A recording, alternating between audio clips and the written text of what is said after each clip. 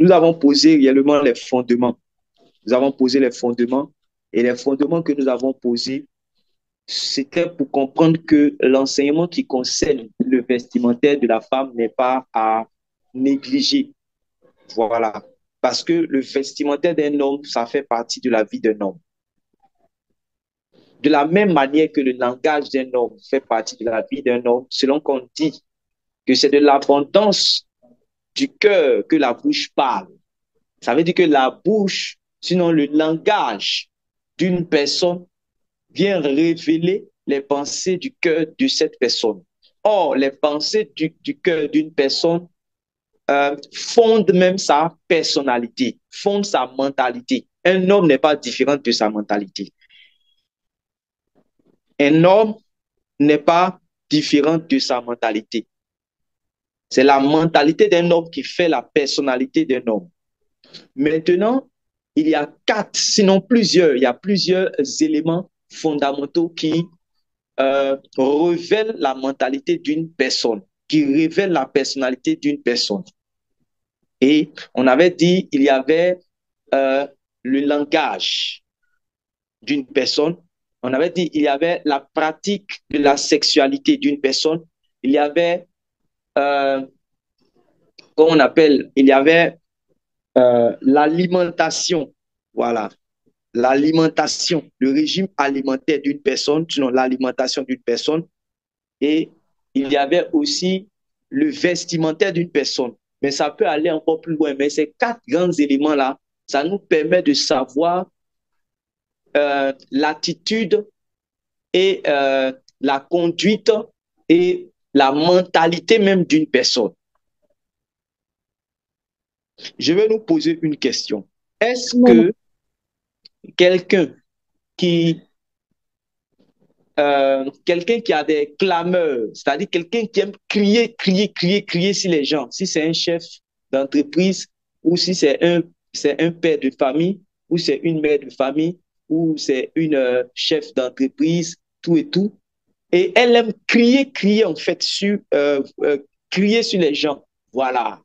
Par exemple, ce qu'on appelle les clameurs ou encore la colère ou encore des paroles vraiment impudiques. Quelqu'un qui aime dire des paroles vulgaires. Je vous pose la question. Une personne qui a été justifiée par le Seigneur, mais qui n'a pas pu, qui n'arrive pas à soigner, comme on dit, son langage, qui n'arrive pas à maîtriser son langage, qui n'arrive pas à tenir sa langue en bride, qui n'arrive pas à maîtriser sa langue selon que Jacques a dit, l'apôtre Jacques a dit, est-ce que cette personne-là peut perdre son âme après avoir été justifiée? Est-ce que c'est la langue seulement d'une personne peut l'emmener à rater l'enlèvement, peut l'emmener à rater la première résurrection, peut l'emmener à perdre son âme? Est-ce que le langage d'une personne peut l'emmener à perdre son âme? Oui. Oui, oui, Vous êtes sûr de ce que vous dites? oui, oui, Mm. je suis sûre. OK. Maintenant, pourquoi le langage d'une personne peut l'emmener à perdre son âme? Pourtant, cette personne, par exemple, a été justifiée. Parce que vous connaissez beaucoup de chrétiens, vous connaissez des chrétiens qui sont vulgaires dans le langage. Vous connaissez des chrétiens qui sont virulents. Vous connaissez des chrétiens, comme on dit, qui parlent mal. Vous connaissez des chrétiens qui ont des clameurs. Vous connaissez des chrétiens qui se mettent vraiment en colère terrible. Mhm. N'est-ce pas? Vous avez Mhm. déjà vu des chrétiens virulents qui insultent tout ça. Voilà. Qui n'arrivent pas à tenir leur langue en bride, qui n'arrivent pas même à se taire, qui parlent beaucoup et qui ne manquent pas de péché, qui mentent, tout ça, qui n'arrivent pas vraiment à tenir leur langage. Donc, ceux qui pêchent par leur langue, comme on dit là, voilà. Euh, Est-ce que vous êtes sûr que vraiment ils peuvent perdre leurs âmes après avoir été justifiés? Oui. Répondez avec assurance, hein. Oui. Oui, oui. Très bien. Donc, si quelqu'un peut perdre son âme à cause de sa manière de parler, à cause de son langage, Est-ce que quelqu'un aussi peut perdre son âme à cause, je vous pose une autre question, est-ce que quelqu'un peut perdre son âme à cause de sa pratique sexuelle? Oui. Voilà. C'est-à-dire que quelqu'un se lève, bon, nous tous on a fait le monde, on a visionné des films érotiques, pornographiques, tous ces genres de choses. Et ça peut être quelqu'un qui est marié ou qui n'est pas marié. Quelqu'un qui n'est pas marié, bon, il va commettre tout ce qui est pornographie, masturbation et fornication. Comme ça peut être quelqu'un maintenant qui est marié, lui dit que, bon, moi, je visionne toutes sortes de pornographie, tout et tout, tout et tout. Mais je suis marié, quoi. Mais je vous pose la question, est-ce que si, par exemple, tout ce qu'il voit dans la pornographie, il pratique cela réellement dans le cadre légal du mariage? Est-ce que quelqu'un qui est dans ces choses-là peut perdre son âme après avoir été justifié? Oui, oui, oui. Très bien. Donc, vous comprenez que euh, notre manière de faire montre quel genre de personne nous sommes. C'est-à-dire que notre manière de faire, là, ça montre notre personnalité. Ça révèle en fait quelles sont les dispositions de notre âme. Donc, en réalité, c'est notre âme qui agit. La dernière fois, je vous avais posé cette question. Est-ce que vous savez que vous qui êtes assis, vous qui êtes en train d'écouter l'enseignement actuellement, vous savez que votre vrai vous là, ce n'est pas vous qui êtes assise là, mais votre vrai vous à l'intérieur de vous. Votre vous, c'est-à-dire que vous, c'est-à-dire que le corps qui est là, ce n'est pas vous-même, mais votre personnalité là, est à l'intérieur de vous. Maintenant, comment on va voir quelle est votre personnalité, quel est l'état de votre âme? Comment on va voir quel est l'état de votre âme? C'est par rapport aux œuvres, aux dispositions, aux penchants. C'est-à-dire que, c'est-à-dire, votre manière de faire va montrer quel est l'intérieur, qu'est-ce qui se trouve à l'intérieur, votre manière de faire. Maintenant, on a touché quatre manières, quatre grandes parties réellement, quatre grands éléments qui montrent en fait la mentalité d'une personne, la personnalité d'une âme. On a dit, il y a la pratique sexuelle, il y a l'alimentation, il y a le vestimentaire et il y a quoi d'autre encore? Il y a le langage. C'est ça qui montre en réalité sa conduite. Sa conduite se trouve ici, dans ces quatre grands éléments qu'on a cités. Tu vois, vous voyez, non? Donc, comme nous sommes en train de parler aujourd'hui de l'habillement, l'habillement en réalité montre aussi ta conduite. Je répète, l'habillement montre aussi réellement non seulement ta mentalité, ta personnalité, mais ça montre aussi ta conduite, ça révèle, même si peut-être que tu l'ignores ou bien tu ne fais pas attention, mais ça montre à l'autre aussi réellement ta conduite. Donc, j'étais en train de dire tout à l'heure, ce que nous sommes en train de voir est très important. La parole de Dieu dit, vous connaîtrez la vérité et la vérité vous affranchira. Donc, c'est la connaissance de la vérité qui affranchit. C'est pour ça les passages de base que nous avons pris la dernière fois, on avait pris Tite chapitre 1, verset 2, où l'apôtre Paul dit, Paul, serviteur de Dieu et apôtre du Seigneur Jésus-Christ pour la foi des élus de Dieu et pour la connaissance de la vérité qui est selon la piété. Ça veut dire que le peuple de Dieu que nous sommes, or dans le peuple de Dieu, il y a les enfants, il y a les parents, il y a les femmes, les hommes, il y a les vieillards, il y a plusieurs types de personnes, il y a les jeunes filles, tout et tout. Voilà. Tous ceux qui composent le peuple de Dieu doivent arriver à la connaissance de la piété, en fait, pour parvenir au salut. Oui, doivent arriver à la connaissance de la piété pour parvenir au salut. Voilà. Donc, c'est-à-dire que dans ce que nous sommes en train de voir aujourd'hui touche aussi à la piété. Ça veut dire qu'une attitude qui plaît à Dieu, une mentalité qui plaît à Dieu, une disposition qui plaît à Dieu, une manière de faire qui plaît à Dieu, une manière de se conduire, de se comporter qui plaît à Dieu. Or, quand on parle de conduite, ne voyez pas, c'est-à-dire que ne voyez pas autre chose que les quatre grands éléments que j'ai cités. Il y a d'autres choses aussi, mais ces quatre grands éléments montrent en réalité quelle est ta conduite? Or, ta conduite doit être selon la volonté de Dieu. Ma conduite doit être selon la volonté de Dieu. C'est pour cela, quand on prend dans Tite chapitre 2, le verset 3, qui était le passage de base que vous avez pris, on nous a dit quoi? Prenez ce passage, Tite chapitre 2. Amen. Dit que les femmes âgées doivent avoir aussi l'extérieur qui convient à la sainteté, n'être ni médisantes, Amen. ni adonnées au vin, qu'elles doivent donner de bonnes instructions dans le but d'apprendre aux jeunes femmes à aimer leur mari et leurs enfants, à être retenues, chastes, occupées aux soins domestiques, bonnes, soumises à leur mari, afin que la parole de Dieu ne soit pas blasphémée. Amen. Donc, on est en train de lire le Tite chapitre 2, le verset 3. Donc, vous avez lu tout en même temps, Tite chapitre 2, verset 3 à 4, c'est bien. Voilà. Mais ici, dans le verset 3, vous avez vu qu'on a dit, on parle à la femme chrétienne. La dernière fois, on a compris que euh, concernant le vestimentaire, normalement, ça concerne tous ceux qui sont en Christ, que ce soit les hommes, que ce soit les femmes. Ça concerne tout le monde, tous ceux qui sont en Christ.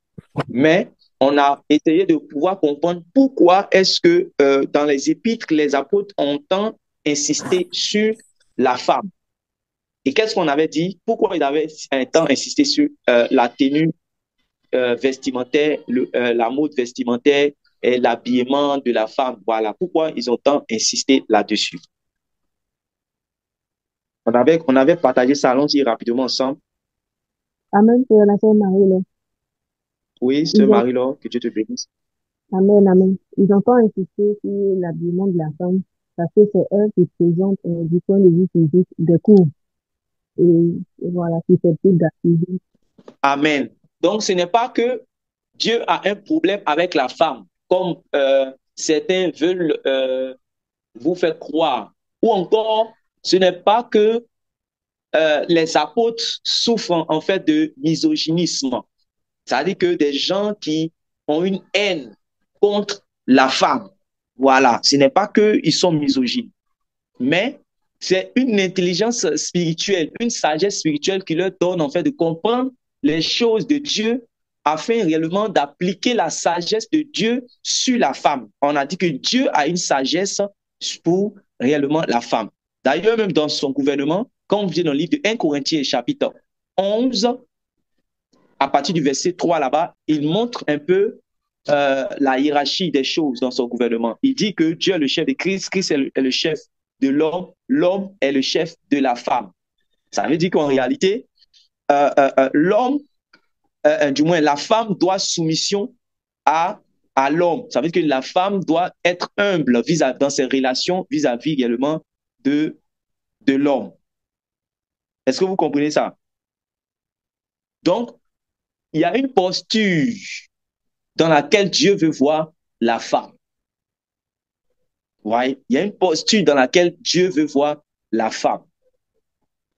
Maintenant, le passage dit que les femmes doivent, c'est-à-dire que la vie des femmes doit, du moins, Paul dit que la vie des femmes doit montrer en fait un exemple de dignité de servante de Dieu. Voilà, dans Tite chapitre 2, le verset 3.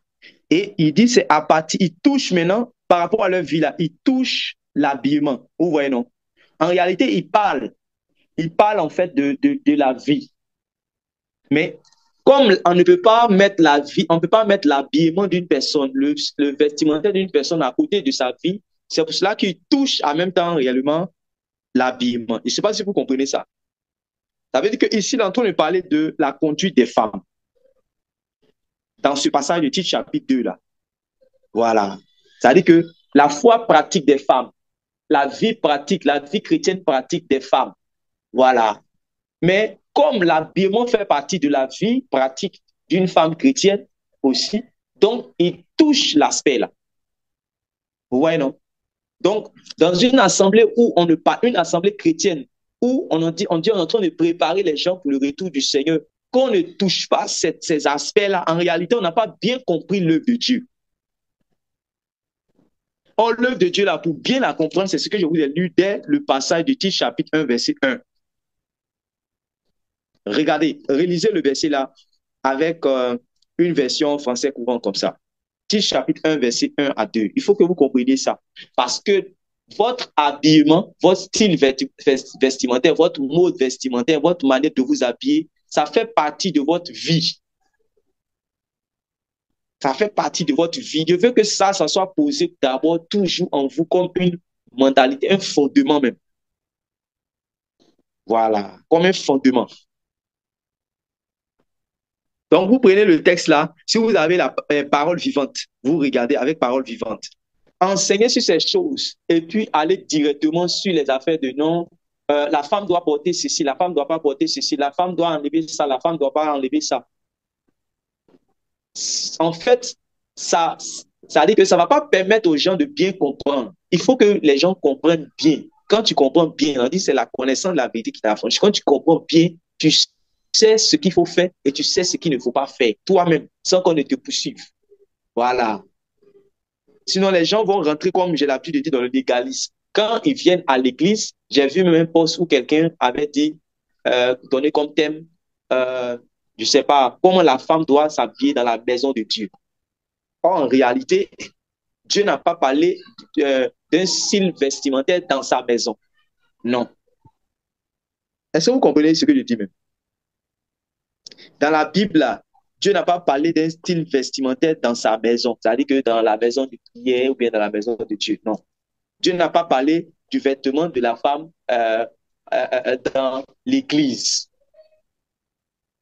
Parce que les femmes sont des témoins, en fait, du Seigneur Jésus-Christ, pas dans l'église. Elles sont des témoins du Seigneur Jésus-Christ dans le monde entier. N'est-ce pas?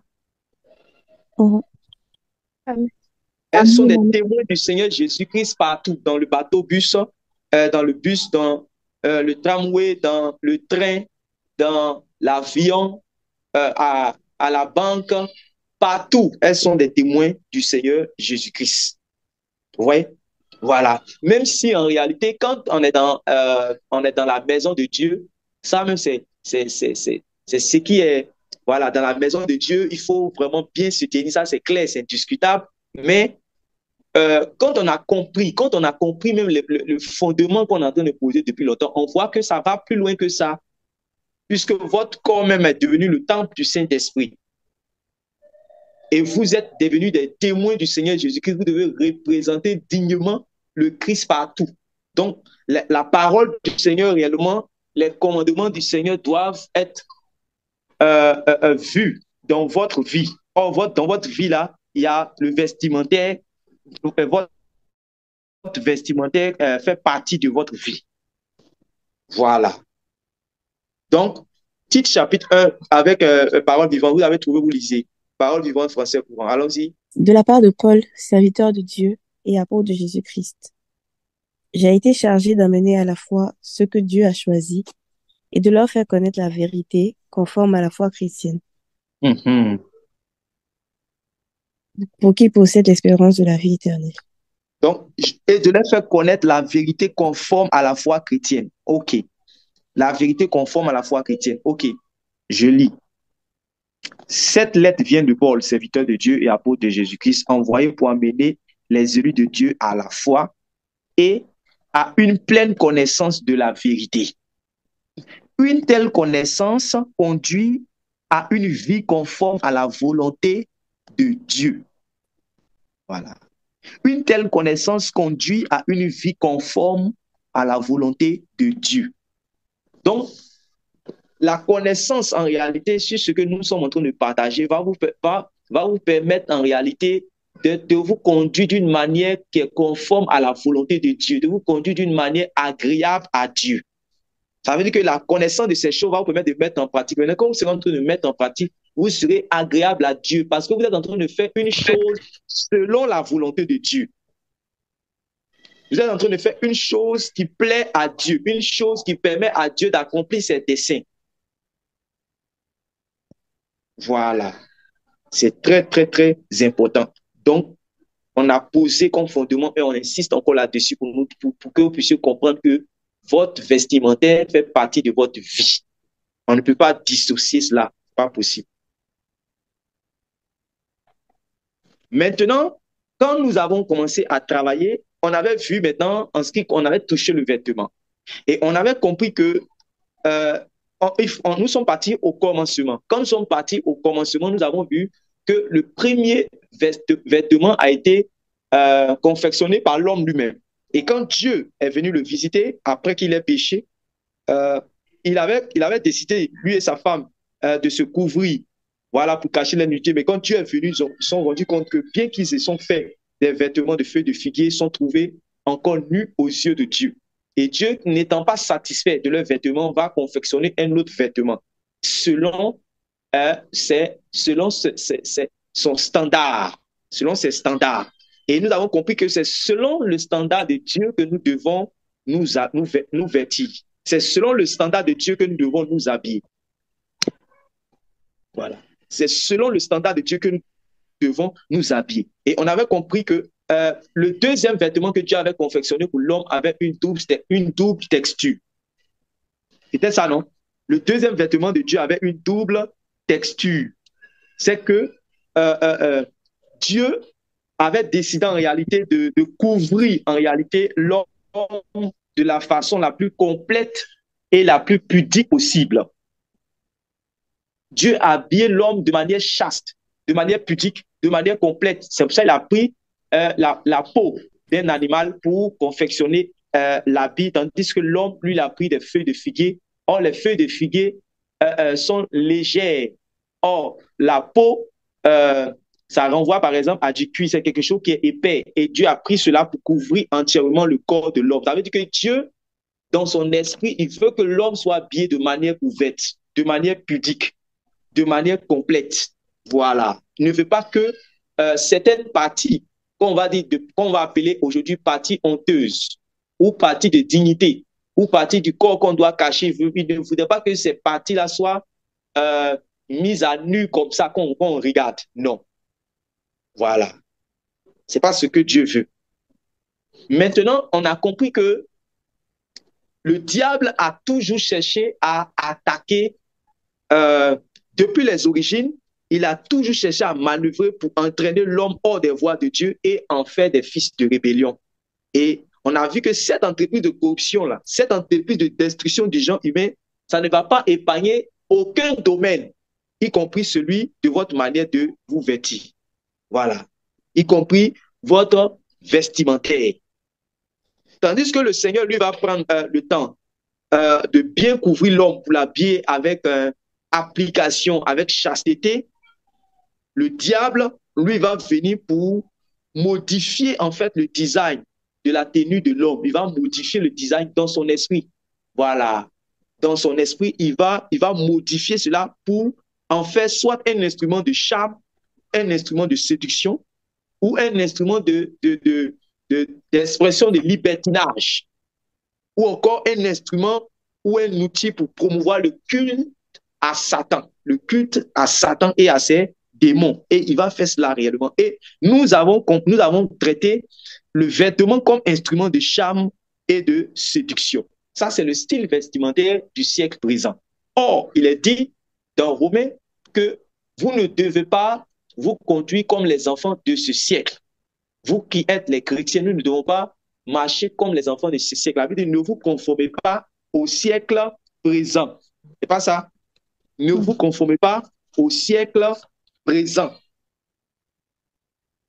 C'est pas ça, c'est ce qui est dit, non? Oui, oui. Voilà, ne vous conformez pas au siècle présent. Or, il y a un mode vestimentaire, il y a un style vestimentaire du siècle présent. Il y a un style vestimentaire du siècle présent. Je vais vous donner une image. C'est terrible. Le Saint-Esprit vient de m'envoyer là-bas encore. Quand les enfants d'Israël étaient en exode et qu'ils allaient à Canaan, vous avez vu l'histoire du roi de Moab, qui était Balak, qui cherchait réellement par les moyens d'enchantement, voilà, à maudire le peuple d'Israël lorsqu'il allait consulter le voyant Balaam, et cela n'a pas marché. Mais quand vous lisez encore plus loin, jusqu'à Nombre chapitre, vers la fin, Nombre chapitre 25 là-bas, la malédiction qui n'arrivait pas à prévaloir a prévalu. Pourquoi la malédiction qui n'arrivait pas à prévaloir a prévalu? Parce que le piège, en fait, les enfants d'Israël vont tomber dans le piège que Balaam a tendu aux enfants d'Israël. Qu'est-ce que Balaam va faire?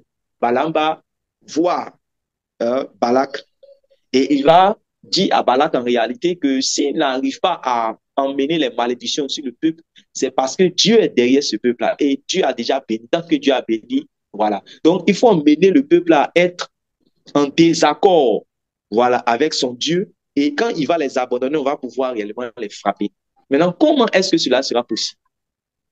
Dis bon, ok, les jeunes filles, les femmes en fait de Moab vont s'habiller selon leur coutume, selon leur siècle, selon leur manière de s'habiller et de manière séduisante, de manière sexy, tout ça là. Voilà. Et donc, elles vont se mettre dans certaines dispositions en réalité pour attirer ceux qui sont du passage. Donc, les enfants d'Israël sont du passage, sont en exode. Ils étaient censés réellement aller à Canaan. Voilà. Mais quand ils ont vu les femmes là, comment, c'est-à-dire que parmi les enfants d'Israël, il y a des gens qui sont mariés, il y a des hommes et des femmes, il y a des familles, il y a des foyers, tout ça là, n'est-ce pas? Mhm. Il y a des Oui, belles oui. filles en Israël, oui, oui ou non? Mhm. Oui, oui. Voilà, il y a des belles filles, il y a des femmes en Israël, voilà. Mais pourquoi les enfants d'Israël ont laissé leurs femmes pour aller vers les femmes moabites? Je pense que lui, Comment? ils ont vu qu'elles étaient attrayantes d'une manière particulière. Ils ont été séduits de ce qu'ils ont vu, qu'ils ne voyaient pas justement chez les femmes. Enfin, ce que leurs yeux ne voyaient pas couramment chez les femmes israélites. Du coup, leurs yeux, ils étaient séduits, en fait, attirés vers les Amen. femmes. Est-ce que vous voyez ça? Est-ce que vous voyez ça? En réalité, comme on parle aujourd'hui dans notre jargon, là, c'est ce qu'on appelle les tisas. On parle de tisa et puis femmes au foyer, non. On Mhm. dit que les femmes au foyer, là, comme elles savent que c'est déjà sûr, tout est déjà, elles sont déjà mariées, tout ça, voilà. Voilà. Maintenant, la tisa, là, c'est elle qu'on appelle deuxième bureau, bien quoi, là, la Mhm. maîtresse, là. Comme elle veut voler le mari elle veut voler le mari de la dame, donc tout ce qu'elle peut faire, là, Mhm. elle va faire. Vous comprenez mon langage? Mais avant de faire tout ce qu'elle va faire, là, c'est-à-dire qu'elle va s'habiller comme l'autre s'habille pas, elle va essayer d'attirer. Donc, tout ce qui peut attirer, là, elle va faire. Mhm. Voilà. Donc, tout ce que va. C'est pour cela que vous allez voir qu'il y a une manière. On ne peut pas être prostitué et puis s'habiller réellement en. C'est-à-dire que généralement, le cas général, on ne peut pas voir une prostituée qui cherche des clients, qui va s'habiller de manière couverte. Est-ce qu'en général, c'est ça? Une Mhm. prostituée qui cherche réellement des clients, ou bien une femme réellement qui veut prendre le mari des gens, tout et tout là. Elle va essayer de mettre ses atouts en valeur dans le but d'attirer rapidement. C'est ça, non? Mhm. Oui, oui, c'est Très ça. bien. Donc, c'est ce que réellement ces femmes-là ont fait. Comme elles ont su que les enfants d'Israël sont en train de passer, sont de passage pour aller, donc elles vont se mettre dans, vraiment, voilà, elles vont se mettre dans leur truc. Elles vont s'habiller de manière séduisante. Voilà. Et c'est ça qui va attirer, voilà, les fils d'Israël et ils vont aller s'attacher à elles. Ils vont les prendre pour femmes. Ils vont vivre avec elles dans l'immoralité, tout et tout. D'autres vont se marier même avec elles là-bas. Et ça va emmener la colère de Dieu, puisque ce n'est pas ce que Dieu voulait. Dieu ne voulait pas qu'ils puissent réellement s'attacher, parce qu'il voulait faire d'Israël une race à part. Voilà, en ce temps. Et ils sont allés se mettre ensemble avec les comme on appelle ça, les filles de Moab qui les ont entraînées à adorer leur Dieu. Voilà. Donc, vous comprenez que les enfants de Dieu, là, ils ne sont pas comme les enfants du monde. Et les filles de Dieu ne sont pas comme les filles du monde. Les filles de Dieu ne parlent pas comme les filles du monde. Les filles de Dieu ne marchent pas comme les filles du monde. Les filles de Dieu ne s'habillent pas comme les filles du monde. Et ça, c'est ça la sagesse de Dieu. Quand vous allez vous habiller selon le modèle de Dieu, comme Sarah, comme on a dit dans 1 Pierre chapitre 3, Sarah était belle de figure, n'est-ce pas? La Bible dit Sarah était belle de figure. Voilà. Sarah était une belle femme, même quand elle était âgée, même là. Des gens même cherchaient réellement à la prendre. Voilà, même quand elle était âgée. Mais on dit, Pierre, l'apôtre Pierre rend témoignage qu'elle était couverte. Elle s'habillait d'une manière vraiment très couverte. Elle n'a pas dit, comme je suis belle, peut-être elle avait des coupes, peut-être elle avait tout ça là. Comme je suis belle, alors je vais mettre tout en même temps au dehors. Or, c'est ce que les filles de Moab font. Voilà. C'est ce que les filles de Moab font. Vous n'êtes pas des filles de Moab. C'est ce que les filles de ce siècle font. Les femmes de ce siècle font. Quand vous allez aujourd'hui dans nos écoles, à l'université ou bien surtout dans les grandes écoles, là, on impose réellement des tenues. Il y a des grandes écoles où, c'est-à-dire, où il y a l'habillement des secrétaires, certains bureaux, là, parce qu'il y a des bureaux, vraiment, les secrétaires là, sont terribles. Peut-être que c'est maintenant, ça a changé. Sinon, vraiment, quand tu rentres dans le bureau, on dit secrétaire là même là. C'est pour ça que les femmes là même là, leur cœur bat en même temps. On dit secrétaire même là. C'est-à-dire, on commence à préparer l'esprit des étudiantes là. Quand tu vas, je ne vais pas dire les noms des écoles là, mais quand tu arrives, les jeunes filles qui font BTS là, non, c'est terrible. L'habillement même qu'elles portent là, ça dépasse, c'est-à-dire que ça arrive jusqu'au. Ça dépasse, c'est sur la cuisse en fait. Voilà, c'est sur la cuisse. Donc, souvent même avant qu'on montait dans le taxi pour aller à l'école, là, c'était terrible. Elle ne peut pas s'asseoir. Je demande comment les professeurs qui donnent les cours, là, comment ils arrivent en fait à enseigner. Comment ils arrivent en fait à enseigner. Voilà, puisque tout ce qui doit être réellement caché est mis à nu, est découvert. Et c'est ainsi qu'on est en train de préparer l'esprit. Et depuis ce moment, depuis le collège, on les a appris à porter réellement des jupes qui arrivent à la cuisse. Et quand elles arrivent maintenant à l'université BTS, là, on n'en parle plus. Puisque réellement, aujourd'hui, c'est ça même qui leur donne même les notes. Il faut mettre rapidement les atouts. Comme on ne réfléchit plus, donc réellement, il faut que mon postérieur, il faut que ma forme réellement me donne des notes. Donc, vous allez voir les jeunes filles vont commencer à s'habiller de manière à exposer, voilà, tous les attraits, voilà, tous les atouts, toutes les courbes réellement qu'elles ont. Or, vous n'êtes pas de ces filles-là. Vous avez été rachetés de cette vaine manière d'agir, de cette vaine manière de vivre. Vous avez été rachetés par le sang de Jésus. Ça, ceux qui faisaient cela, ceux qui font cela, ceux qui pratiquent cela sont réellement séduits par le malin. Ils sont séduits par le malin. Or, vous avez été délivrés réellement du diable. Donc, vous ne devez pas vous vêtir selon réellement son modèle, selon le siècle présent. Voilà. Et on a dit quoi? Le siècle présent dit ceci. Pourquoi cacher ce qui est susceptible de plaire et d'attirer? Pourquoi je vais cacher ce qui est susceptible de plaire et d'attirer? Et c'est là que on a commencé à faire la mise en valeur de la forme et des attributs corporels au travers du style. Et on va parler, par exemple, la dernière fois, on a parlé de quoi? Matico, décolleté, les mini, les plaqués, les quoi? Il y a chérie, regarde mon dos, toutes ces choses-là. Voilà. Taille basse, voilà. Taille basse. Parce qu'à partir de là, on va voir mes courbes, tout ça. Voilà. Voilà. Et on va prendre ces choses-là et ça va servir maintenant de vitrine. Voilà. Ça va servir de vitrine aux seins, aux jambes, aux muscles, aux rondeurs, tant chez les femmes comme chez les hommes. Chacun réellement va commencer réellement à s'habiller selon le siècle présent. Voilà. Selon le siècle présent. Maintenant, comme nous sommes en train de parler aujourd'hui des femmes, voilà. C'est pour cela qu'on est en train de parler des habits des femmes, tout et tout, tout et tout. Voilà. De tels vêtements ne viennent pas de Dieu. Ça vient du système de ce monde. Or, on dit, sauvez-vous de cette génération perverse. C'est Pierre qui dit cela. Et aujourd'hui, quand les gens s'habillent, on dit quoi? Elle est sexy. Elle est sexy. Elle est sexy. Elle est sexy. Or, une enfant de Dieu, une fille de Dieu, une chrétienne, une disciple du Seigneur ne doit pas s'habiller, puis on va lui dire qu'elle est sexy. Excusez-moi, je voulais savoir, est-ce que vous entendez certains bruits autour de moi, derrière moi?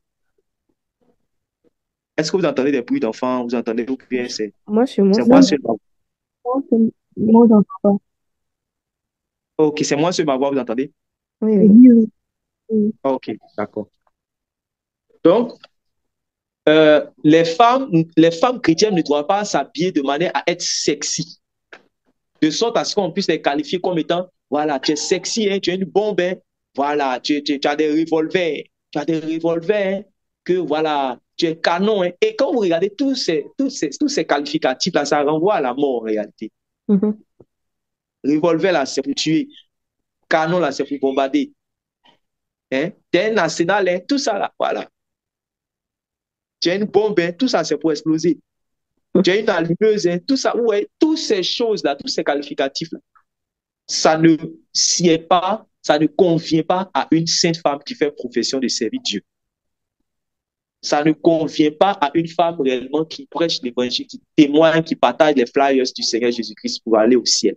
C'est pas possible. Ça ne convient pas. Ça ne va pas ensemble. Ça ne va pas ensemble. Je vous raconte une histoire. Une fois, j'étais rentré dans une boutique et il y a une patronne, voilà, une responsable de boutique là, qui a dit cette parole.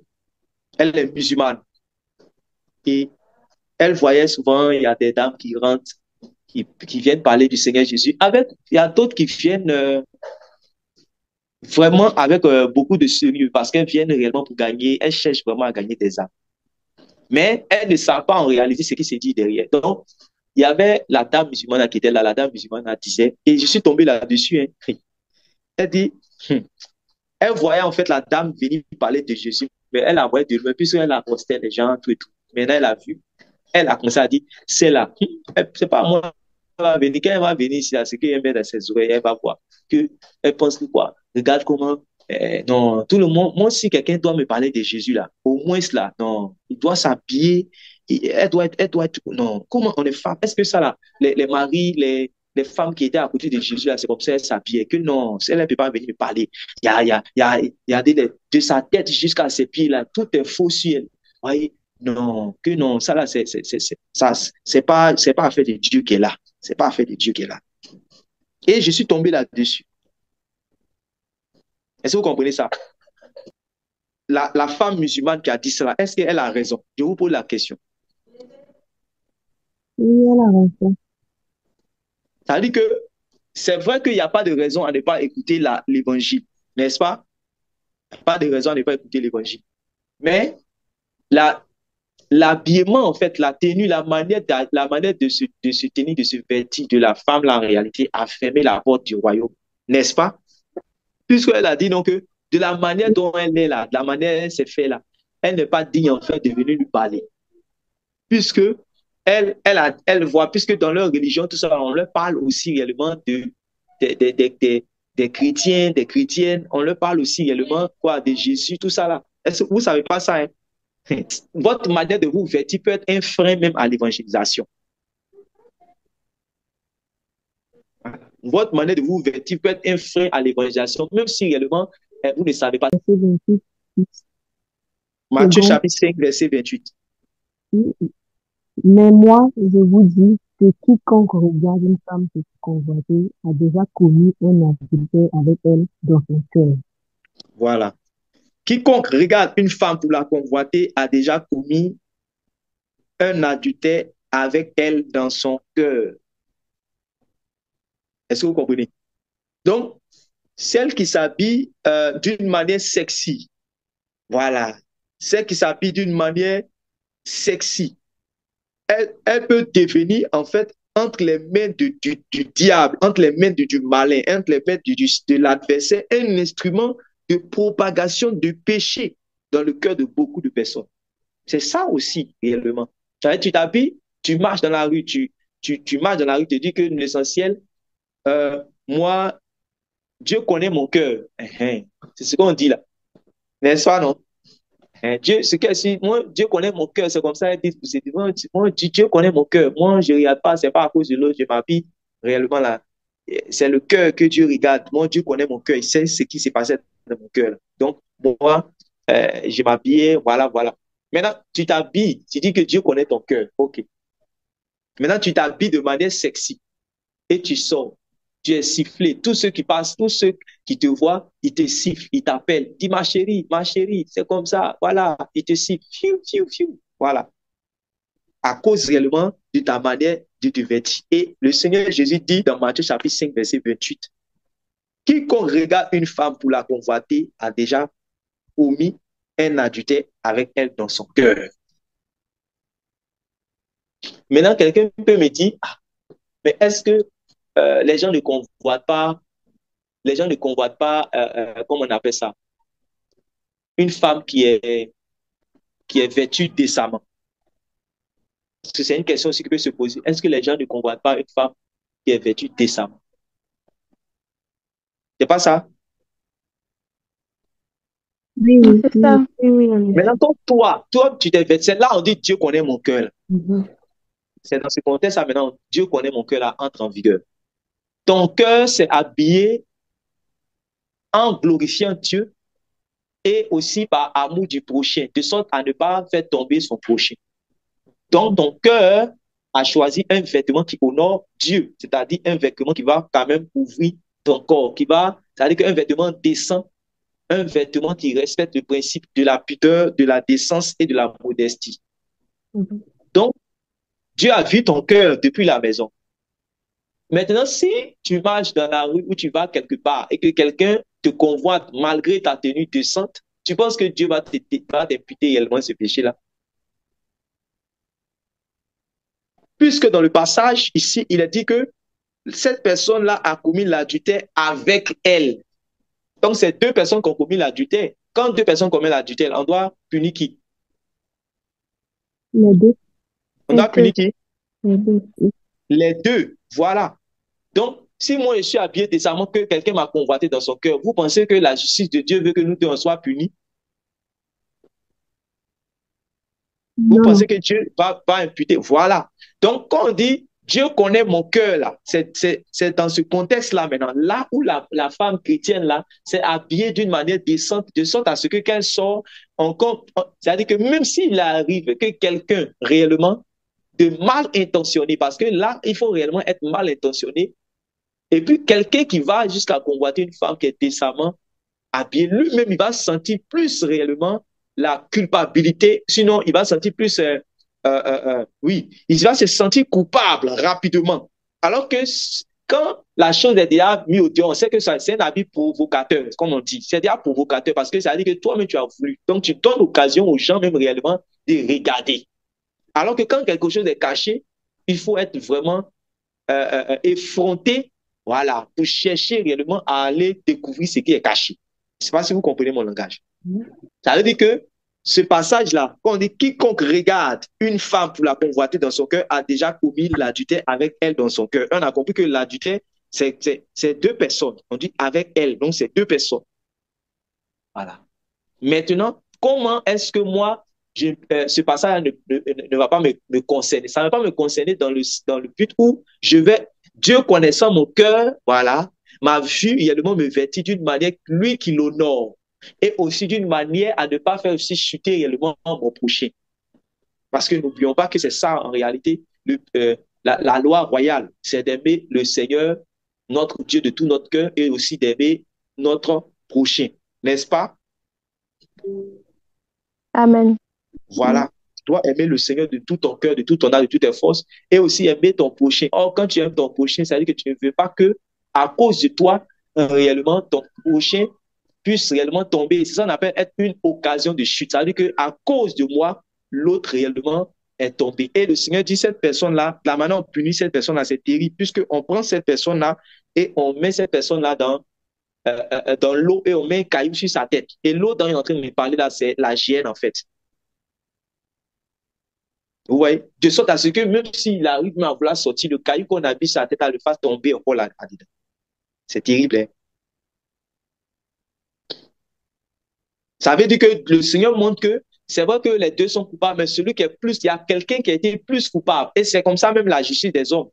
Voilà, c'est pour ça, quand les gens commettent réellement des crimes, il y a des crimes passibles de 1 an, voilà, 1 an de prison. Il y a d'autres crimes réellement, c'est pour 10 ans, 20 ans de prison. Il y a d'autres, mais c'est à perpétuité à cause réellement du crime. Donc, le crime là a commencé depuis le placard. Quand elle a dit non, que je vais, voilà. C'est comme ça la femme étrangère, selon Proverbe là. Jusqu'à quand le sage a appelé son fils, il dit, mon fils, fais attention à la femme étrangère. Que elle, hein, quand, elle, quand son mari n'est pas là, elle sort, elle s'habille, elle met ses coups au dehors, elle fait comme ça, qu'elle sort et elle attire celui qui la regarde par la fenêtre. Vous voyez? Voilà. Ça veut dire qu'elle va se mettre dans les atouts. C'est celui qui regarde réellement une femme par la fenêtre et voit que elle est décente. Quand il la regarde, elle s'habille avec modestie. Lui-même, il va avoir peur même d'aller comme on dit, la courtiser ou bien d'aller réellement la chercher. Mais si même elle a déjà mis tout, elle est en train d'inviter, voilà, elle est en train d'inviter les gens à venir à venir la breaker, comme on dit, ou bien à venir la courtiser par ses habillements, par les parures, les choses en fait qu'elle a pour attirer.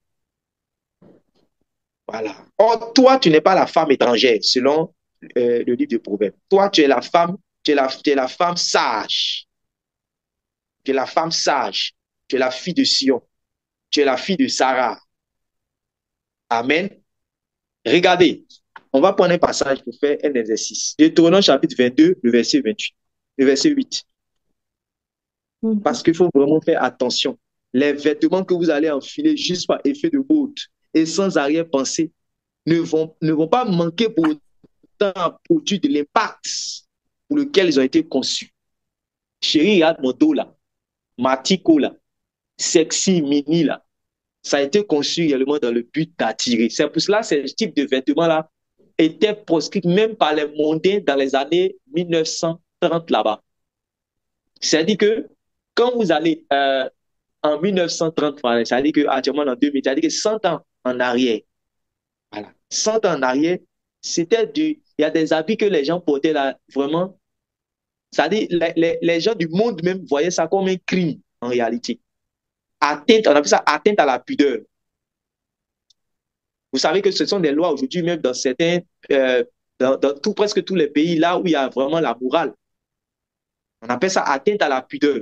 C'est pour ça que quelqu'un ne peut pas venir, par exemple, même sur Facebook, et puis tu vas insulter les parties intimes. Facebook va commencer à te bloquer. Avant que Facebook va te bloquer, si Facebook ne t'a pas bloqué, on va appeler réellement, ici c'est, comment on appelle ça, le monsieur là. Il s'appelle, c'est, aidez-moi là. Richard Adour. Richard Adour. Voilà. C'est pour ça qu'il dit suivez. Hein? Est-ce que vous suivez? Oui, oui. Voilà. Mais pourquoi vous n'êtes pas réactif? Vous n'êtes Alors, pas réactif. on ne voyait pas c'était de qui il s'agissait. Je ne connais pas. Voilà. Donc, on va appeler, c'est-à-dire qu'on va te cibler automatiquement et pour ça, tu risques réellement d'aller en prison pour atteinte à la pudeur parce que tu as dit des choses qui sont contre réellement la pudeur, contre la morale, même des gens du monde. Donc, il y a un peu de moralité.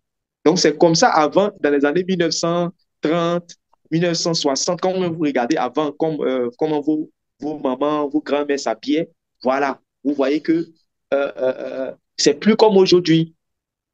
Mais avant, quand les gens essayaient cela, dans les débuts, les gens essayaient cela, même en France, on te mettait directement en prison, pas un peu même. Voilà. Tu vas payer des amendes lourdes.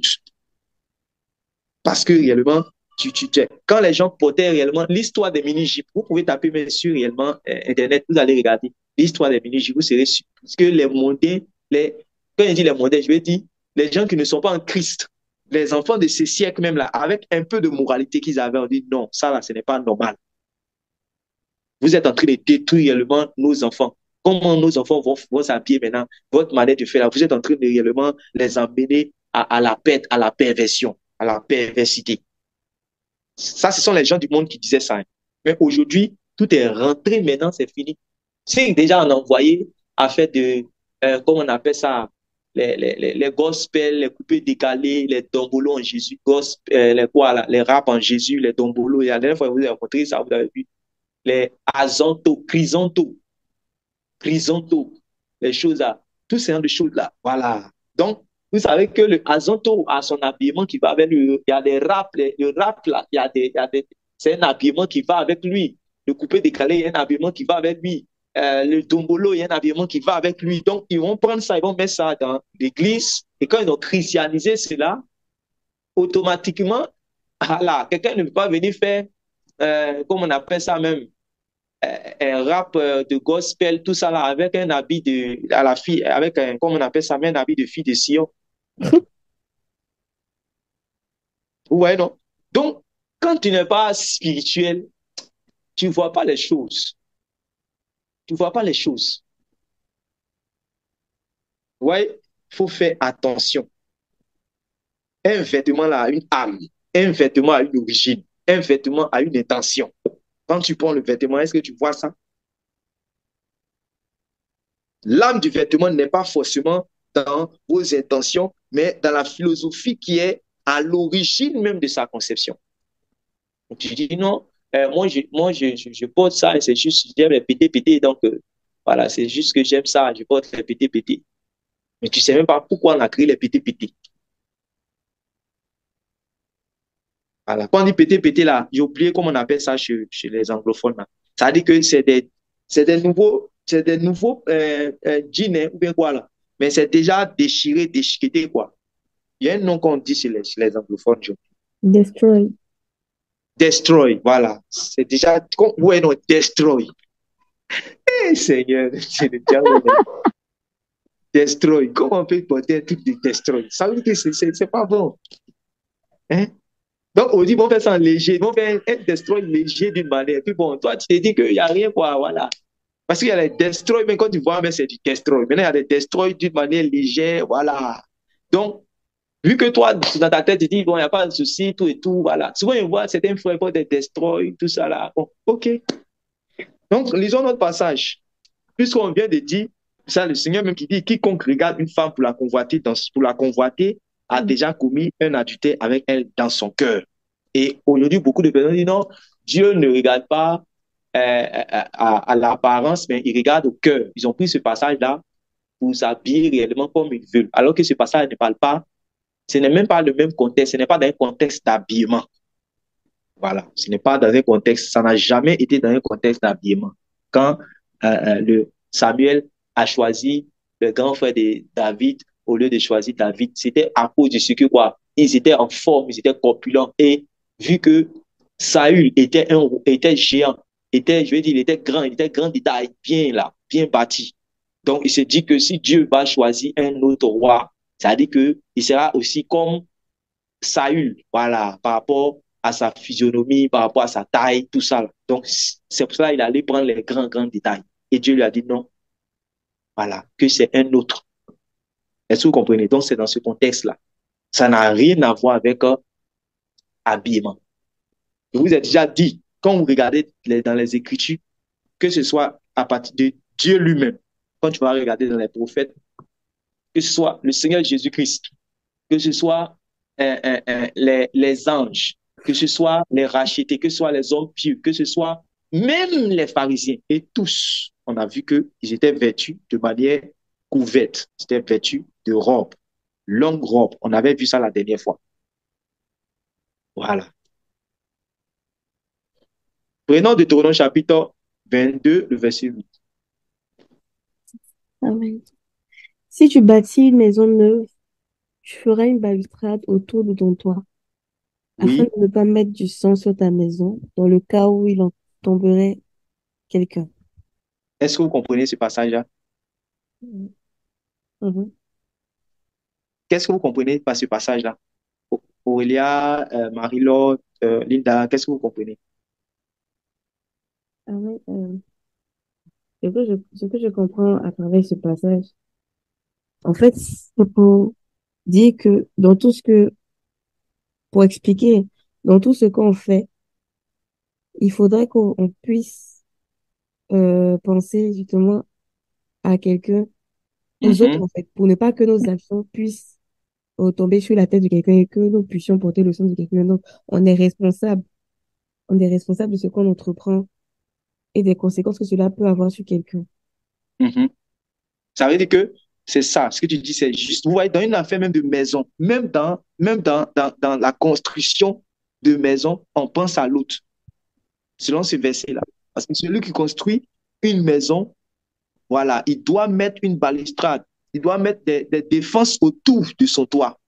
Il doit faire ça pourquoi? Pour la sécurité des hommes qui vont passer par là.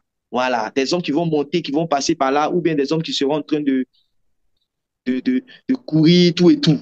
Voilà, de peur qu'ils puissent tomber, ils puissent mourir et que le sang là soit quoi? Redemandé à qui? À celui qui avait construit la maison au propriétaire, parce qu'il n'a pas construit en pensant au sort de son prochain. Et qu'est-ce que ça nous enseigne? Ça nous enseigne quoi? Ça nous enseigne de Vraiment, bien, Ça nous enseigne l'amour, c'est ça. C'est la règle de l'amour. Ouais. Dans tout ce que je fais, je dois voir la règle de l'amour. Donc, il y a l'amour de Dieu et il y a l'amour de mon prochain. Donc, quand tu dis non, que, en tout cas, moi, j'aime ça, j'aime ça, et voilà. Or, ce que tu aimes là, c'est corrompu et ça peut faire chuter quelqu'un. Comment tu peux aimer quelque chose qui peut faire chuter quelqu'un? Hmm? Comment tu peux aimer quelque chose qui peut balayer quelqu'un? La dernière fois qu'on avait regardé le film chrétien sur l'enlèvement, vous avez vu l'intention de la jeune fille qui était allée à Dubaï, tout et tout, qui voulait faire tomber le pasteur là. Elle était en train de parler avec ses amis là. Voilà. Elle était en train de parler avec ses soeurs, ses amis là, dans le but de faire tomber là. Et on dit, ah, ouais, toi là, tu es une vraie sorcière. Ça, elle est en train de l'attaquer comme, ouais, toi là, tu es une vraie sorcière. Parce qu'elle était habillée, puis elle allait s'asseoir devant. Et puis elle dit, voilà, c'est en live en même temps, hein, c'est en live en même temps. Et je vous assure, ça là, ça fait tomber beaucoup de pasteurs. Beaucoup. Moi, il y a des années de cela, je crois, peut-être 6 ans comme ça, je sais pas, il y a des années où j'étais allé quelque part, voilà, pour aller prêcher. Donc, ça c'est plus de 6 ans, puisque c'était avant mon mariage. Voilà. Peut-être, je sais pas si c'est un truc de 10 ans comme ça, ou bien 8 à 10 ans environ. J'étais allé prêcher quelque part. Et, et heureusement que quand je vais prêcher, en ce moment, quand je n'étais pas encore marié, en ce moment, je marchais avec maman Yas, on n'était pas encore mariés, mais on s'était promis également de se marier. Donc, quand je partais dans les endroits pour aller prêcher et que c'était pas loin, voilà, je l'invitais, venait avec certains frères qui sont devenus serviteurs de Dieu aujourd'hui, donc ils venaient.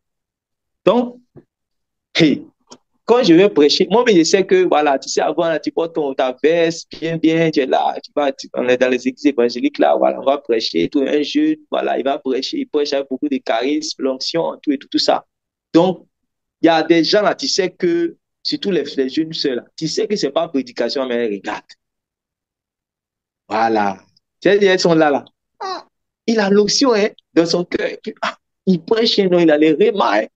Et puis voilà, voilà, il a l'onction, hein. Et puis il est bien, il s'habille bien, voilà, tout ça là. C'est ça seulement qui est dans leur tête. Donc, comment je suis rentre dans l'église là, automatiquement, je dis, ah, je me présentais, que fini de me présenter, je présentais en même temps, malgré qu'on n'était pas encore mariés, pour casser en fait l'esprit des jeunes filles là. Je présente en même temps, maman Yas qui était dans ce temps ma fiancée, je dis, ah, je suis venu avec ma fiancée, quand c'est comment tu vois maintenant, visage de ceux qui étaient, les yeux qui étaient bien branchés là, ça commence en même temps à se casser. Et je faisais cela exprès, pour moi-même me protéger. Voilà, pour moi-même me protéger. Voilà. Et je me rappelle qu'un jour, je suis entré, je suis parti, en ce moment-là, je crois que ce jour-là, maman n'était pas là, elle était allée dans une assemblée. Ce jour-là, j'étais là où les serviteurs de Dieu s'asseyent, mais dans cette église-là, c'était en face.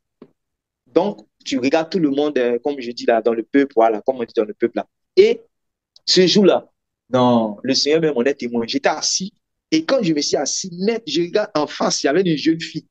Elle avait porté euh, c'était une robe, c'est une robe même, c'est une robe comme pareil, tout ça là. Mais la fente arrivait jusque sur la cuisse. C'est pour ça que les gens pensent que pour s'habiller décemment, il faut porter juste robe. Quelqu'un peut s'habiller en robe et puis s'habiller comme une digne fille de Jézabel. Donc, elle a plus robe là, comme je vous ai dit, et la fente là arrive jusqu'à dans sa cuisse. Donc, dès que je me suis assis net, excusez-moi pour l'expression, mais elle a écarté en fait. Et puis elle m'a regardé d'une manière. Ce jour-là, Dans mon cœur, tu es vaincu au nom de Jésus. Et toi, tu es vaincu Amen, au nom de amen, Jésus. amen. Vous comprenez? Parce que je savais que ça, là, si ce n'est pas la séduction, c'est que c'est la sorcellerie. Voilà.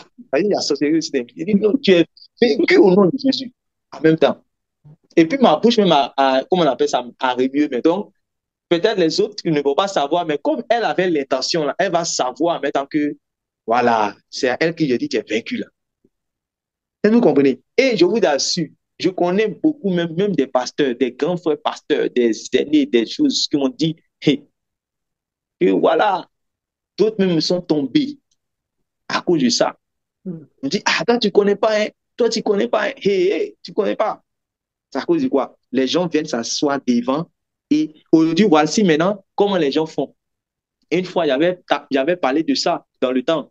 Voilà, j'avais mis sur les réseaux sociaux. Et les gens ont cette habitude-là.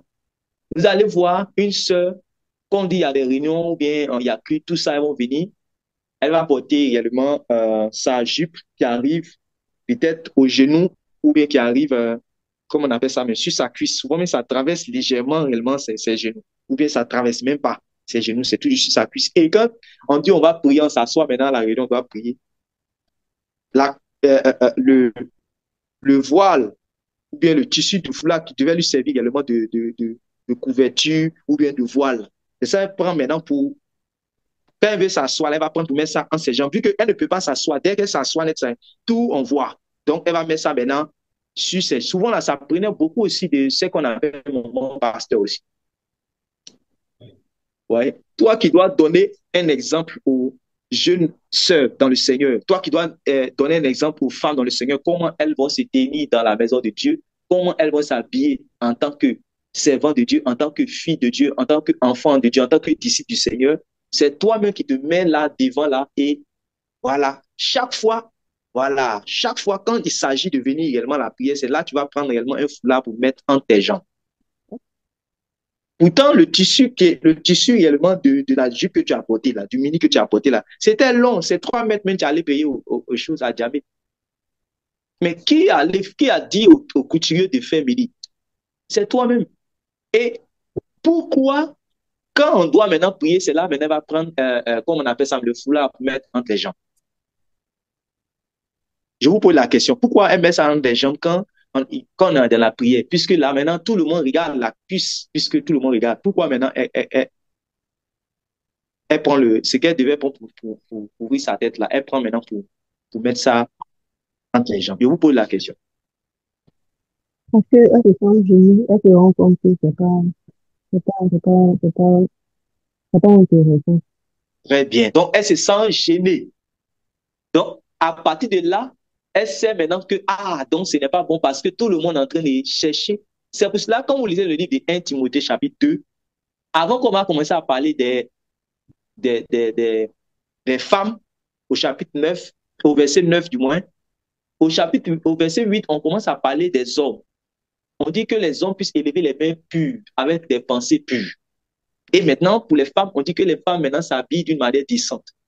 Comment est-ce que les frères vont élever les mains pures si, avec une pensée pure, si les femmes de l'église là sont habillées d'une manière sexy? Comment est-ce qu'on va élever les mains pures et les pensées pures? On va avoir des pensées pures. C'est pas possible. Est-ce que c'est possible? Donc, ça fait que maintenant, tous les yeux maintenant sont sur tes jambes. Tous les yeux maintenant sont sur également tes coudes, puisque c'est ce que tu voulais montrer. Donc, tu te sens gêné maintenant, c'est là. Maintenant, ce qui me fait mal dans tout ça, c'est quoi? Tout à l'heure, la sœur Marie lui a dit quoi? Qu'elle se sent gênée. Donc, tu te dis quoi? En tant que chrétienne, elle est attristée par le Saint-Esprit parce qu'elle sait qu'elle a fait quelque chose qui n'est pas bon. Mais je dis, ce qui me fait mal, c'est que attends le dimanche prochain, tu vas voir. La réunion prochaine, la semaine prochaine, il faut attendre. Même à Bila, tu vas voir encore, elle va venir à ça. Donc, la leçon, elle n'a même pas retenu. Vous voyez? Et quand c'est comme ça, il y a deux cas. Soit elle sait ce qu'elle réellement fait, voilà. Ou soit elle n'est pas enseignée. Et quand on n'est pas enseigné, c'est comme ça aussi on se comporte. Elle n'est pas enseignée pour avoir la connaissance de la vérité sur sa manière de se vêtir. Et c'est pour cela, aujourd'hui, dans l'église, on voit les gens tombent dans impudicité, fornication, adultère, masturbation, pornographie, tous ces genres de péchés-là. Ce péché est venu, le péché de l'immoralité sexuelle est venu s'asseoir, s'imposer dans le milieu chrétien. Mais ça commence à partir de quoi? Ça commence à partir de tout ce qui est tout ce qui est vêtements. Si ça va vers ce qui ça va, va vers ce qui est immoral, immoralité sexuelle, c'est normal. C'est normal que ça va terminer par tout ce qui est adultère, tout ce qui est fornication, tout ce qui est pornographie, masturbation et autres. Ouais. Ma prière, le vœu de mon cœur, c'est que euh, vous, en tant que les saintes femmes, vous, en tant que les disciples du Seigneur Jésus-Christ, que quelqu'un ne puisse pas vous regarder pour vous convoiter dans son cœur, que quelqu'un ne puisse pas vous regarder pour aller tourner des films pornographiques dans son esprit, dans sa chambre avec lui. Non. Ne soyez pas des sujets réellement de scandale. Voilà. Ne soyez pas des occasions de chute. Habillez-vous par amour pour Dieu et par amour pour votre prochain. Et celles qui sont mariées, là, on n'en parle pas. Moi aussi, j'ai un problème souvent avec les maris. Bon, quand ce n'est pas un chrétien, ok, il n'y a pas de problème. À cause de sa mentalité qui n'est pas encore transformée par le renouvellement de l'intelligence en Jésus-Christ, on peut comprendre. Mais souvent, il y a des, tu vois, il y a des chrétiens qui sont charnels. Ouais. Et pour ça, ceux qui ne sont pas encore mariés là, en tout cas, je prie Dieu, vous puissiez tomber sur des frères vraiment qui comprennent ces choses-là. Sinon, c'est eux-mêmes qui vont vous rendre plus charnel parce qu'ils vont voir la manière de se vêtir des filles du monde et ils vont vous imposer cela. Ils vont voir, ah, toi, tu ne vois pas la sœur, même la femme du pasteur, tu ne vois pas comment elle s'est fait. Toi, là, tu es toujours, tout. C'est quelle manière ça, là? Voilà, voilà. Donc, regardez ces aspects-là en même temps. Si ces frères-là, ils ne sont pas fiers de vous, voilà, étant couverts là, il faut qu'ils soient enseignés. Si vous pouvez les enseigner sur ça, ils ont qu'à accepter l'enseignement, ils ont qu'à accepter ça. Parce que quand on dit chrétienne, quand on dit vie chrétienne, ça, vos vêtements, là, ça fait partie de votre vie chrétienne. Votre mari, là, il doit réellement comprendre ça. Sinon, demain, ça va devenir problème de foyer. Voilà. Je connais beaucoup qui en souffrent. Des gens qui sont mariés, mais ils ne sont pas matures. Ils sont mariés, ils ne sont pas matures spirituellement. Donc, la femme, la femme réellement se couvre. Il va au dehors, mais au bureau, il voit que, ah, comment on appelle ça, les gens s'habillent de manière sexy, tout ça. Et il se laisse attirer par ça, c'est fini. S'il n'est pas venu imposer cela à sa femme, c'est qu'il va tromper sa femme. Vous voyez. Donc, c'est des choses tellement importantes à comprendre. C'est pour ça, même ces gens d'enseignement-là, moi, je ne peux pas seulement donner cela réellement aux sœurs, mais c'est à tous. L'enseignement sur le mariage et puis sur le vêtement, c'est à tout le monde. Alors, comme c'est vous qui m'avez posé la question, c'est parce que le Saint-Esprit veut que vous puissiez comprendre certaines choses rapidement maintenant que je vous donne. Sinon, c'est un enseignement, c'est pour tout le monde. Parce qu'il y a des frères qui en souffrent et c'est important qu'ils puissent savoir ces choses. Voilà. Des frères qui sont remplis de pensées charnelles et qui imposent aux sœurs de dire non. Voilà, ils sont en train de marcher ensemble, même c'est eux qui disent non, toi-même là, pourquoi tu ne portes pas comme ça? Pourquoi tu ne fais pas comme ça? Pourquoi tu ne fais pas ce qu'on a? Et puis la sœur qui était vraiment chaste, qui s'habillait avec modestie, qui avait une vie modeste, tout ça, elle commence à devenir euh, sexy, voilà. Elle commence à devenir superficielle, artificielle, elle n'est plus naturelle. Elle n'est plus naturelle. Je connais même une jeune soeur qui a commencé à se décaper la peau et à mettre même les produits même pour pouvoir faire pousser ses atouts, son postérieur, tout ça. Puisque réellement son foyer a commencé à être menacé. Tout ça là, c'est qu'on n'a pas compris toutes ces choses là. C'est là on tombe ça, on tombe dedans. Que Dieu fasse grâce. Donc, vous avez compris le principe de Deutéronome chapitre 22, verset 8. Ok, on va toucher encore un autre passage. Mais regardez, regardez autour de vous. Constatez autour de vous que ce qui était indiscutablement une tenue de prostituée hier, c'est devenu le modèle standard aujourd'hui. Et puis, la prostituée d'il y a 30 ans, 50 ans, 100 ans, même 50 ans, même 30 ans, 40 ans, 50 ans par-ci, faisait preuve de plus de pudeur dans son habillement que beaucoup de sœurs dans les églises actuelles. J'ai regardé beaucoup les films d'époque avant, les films de western, voilà, les films d'avant, j'ai regardé beaucoup. Voilà. Et dans les films d'époque, les films de western, tout ça, regardez, vous allez voir que les prostituées même étaient en robe. Les prostituées s'habillaient d'une manière vraiment décente par rapport aux sœurs de l'église d'aujourd'hui. Vous voyez comment la déchéance est grande. La déchéance est grande.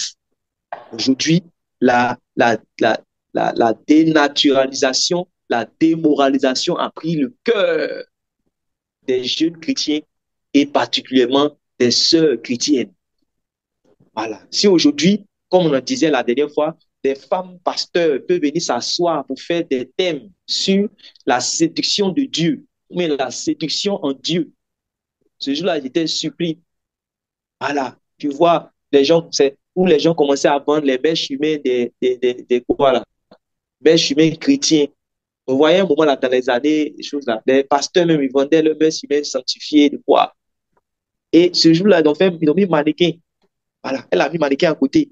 Elle a mis robe là, une petite robe comme ça. Et elle est en train de faire le thème sur la séduction. Comment il faut choquer pour plaire. Vous comprenez que c'est la séduction, là, c'est d'abord ce Dieu que le diable n'a rien créé. Voilà, voilà. Vous voyez? Que Dieu fasse grâce. Ça ne sert à rien aujourd'hui de venir crier je vois aujourd'hui les vidéos de maintenant là. Quand on dit chasse, quand on dit, comme on appelle ça, sanctification, les gens voient tout de suite automatiquement chasteté. La chasteté n'est qu'une minime partie réellement de, comme on appelle ça, la sanctification. C'est un aspect de la sanctification. Euh, euh, euh, la prostituée d'il y a 30 ans, 40 ans faisait preuve de plus de pudeur dans son habillement, plus de chasteté dans son habillement que beaucoup de sœurs dans l'église actuelle. Et quand on voit ces choses, c'est que vraiment, non seulement le Seigneur n'est pas loin, et puis l'église est dans un mauvais état. Voilà. Et vous savez que vraiment, c'est la déchéance totale. Et nous devons réellement nous ressaisir. Et quand l'église est en train de virer dans cette grande apostasie-là, il faut que des gens se lèvent pour mettre ces choses-là sur la table afin de réveiller ceux qui dorment. Les gens pensent qu'il suffit seulement de venir dire non, quoi, ne couchez pas, il faut coucher là. Ils vont enlever votre étoile. Ils vont enlever votre étoile. Ils vont enlever votre étoile.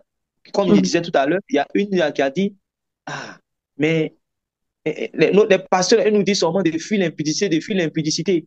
Mais ils ne nous disent pas pourquoi. Mais nous, là, il y a un pasteur qui vient de dire, il vient de montrer maintenant les mystères de la sexualité, le mystique de la sexualité. Donc, toi, tu vas arrêter la sexualité parce que tu vas arrêter du moins l'immoralité sexuelle parce que tu sais que dans l'immoralité sexuelle, on va voler des grâces. Tu vois, aujourd'hui, la plupart des enseignements sur l'immoralité sexuelle, ça tourne autour de ça. Quand tu entends les pasteurs prêcher, c'est pour montrer le danger d'une immoralité sexuelle si tu commets ça là. Mais quand ils finissent à demander leur 3 semaines après, c'est parce qu'on ne fait pas, les gens ne vont pas venir faire confession générale. Sinon, après avoir déballé le mystère mystico de la sexualité mystique, pour dire, ah, quand ils vont enlever votre étoile, ils vont voler votre soleil, vous n'avez pas vu Samson, quoi. Quand vous finissez de faire tout ça là, 3 semaines, 2 mois après, il y a beaucoup d'avortements dans les églises, il y a beaucoup de divorces, il y a beaucoup de fornication. Pourquoi? Parce qu'il ne suffit pas vraiment de montrer seulement le danger lié à l'immoralité sexuelle, le danger mystique, tout ça. Non, non, non. C'est-à-dire, les femmes doivent comprendre les choses profondes, clairement expliquées réellement dans les Écritures. Elles n'ont pas forcément besoin de savoir. Les enfants, les filles d'Israël qui étaient toujours vierges jusqu'à tout à elles connaissaient le mystique du sexe. Même les jeunes filles musulmanes qu'on marie vierges là, elles connaissent les mysticaux de quoi? Elles ont appris les choses simplement qu'on leur a donné, elles ont été bien éduquées. C'est pour cela qu'elles sont arrivées vierges au mariage. C'est parce qu'ils ne nous disent pas tout. Ils ne nous disent pas tout de quoi, de quoi.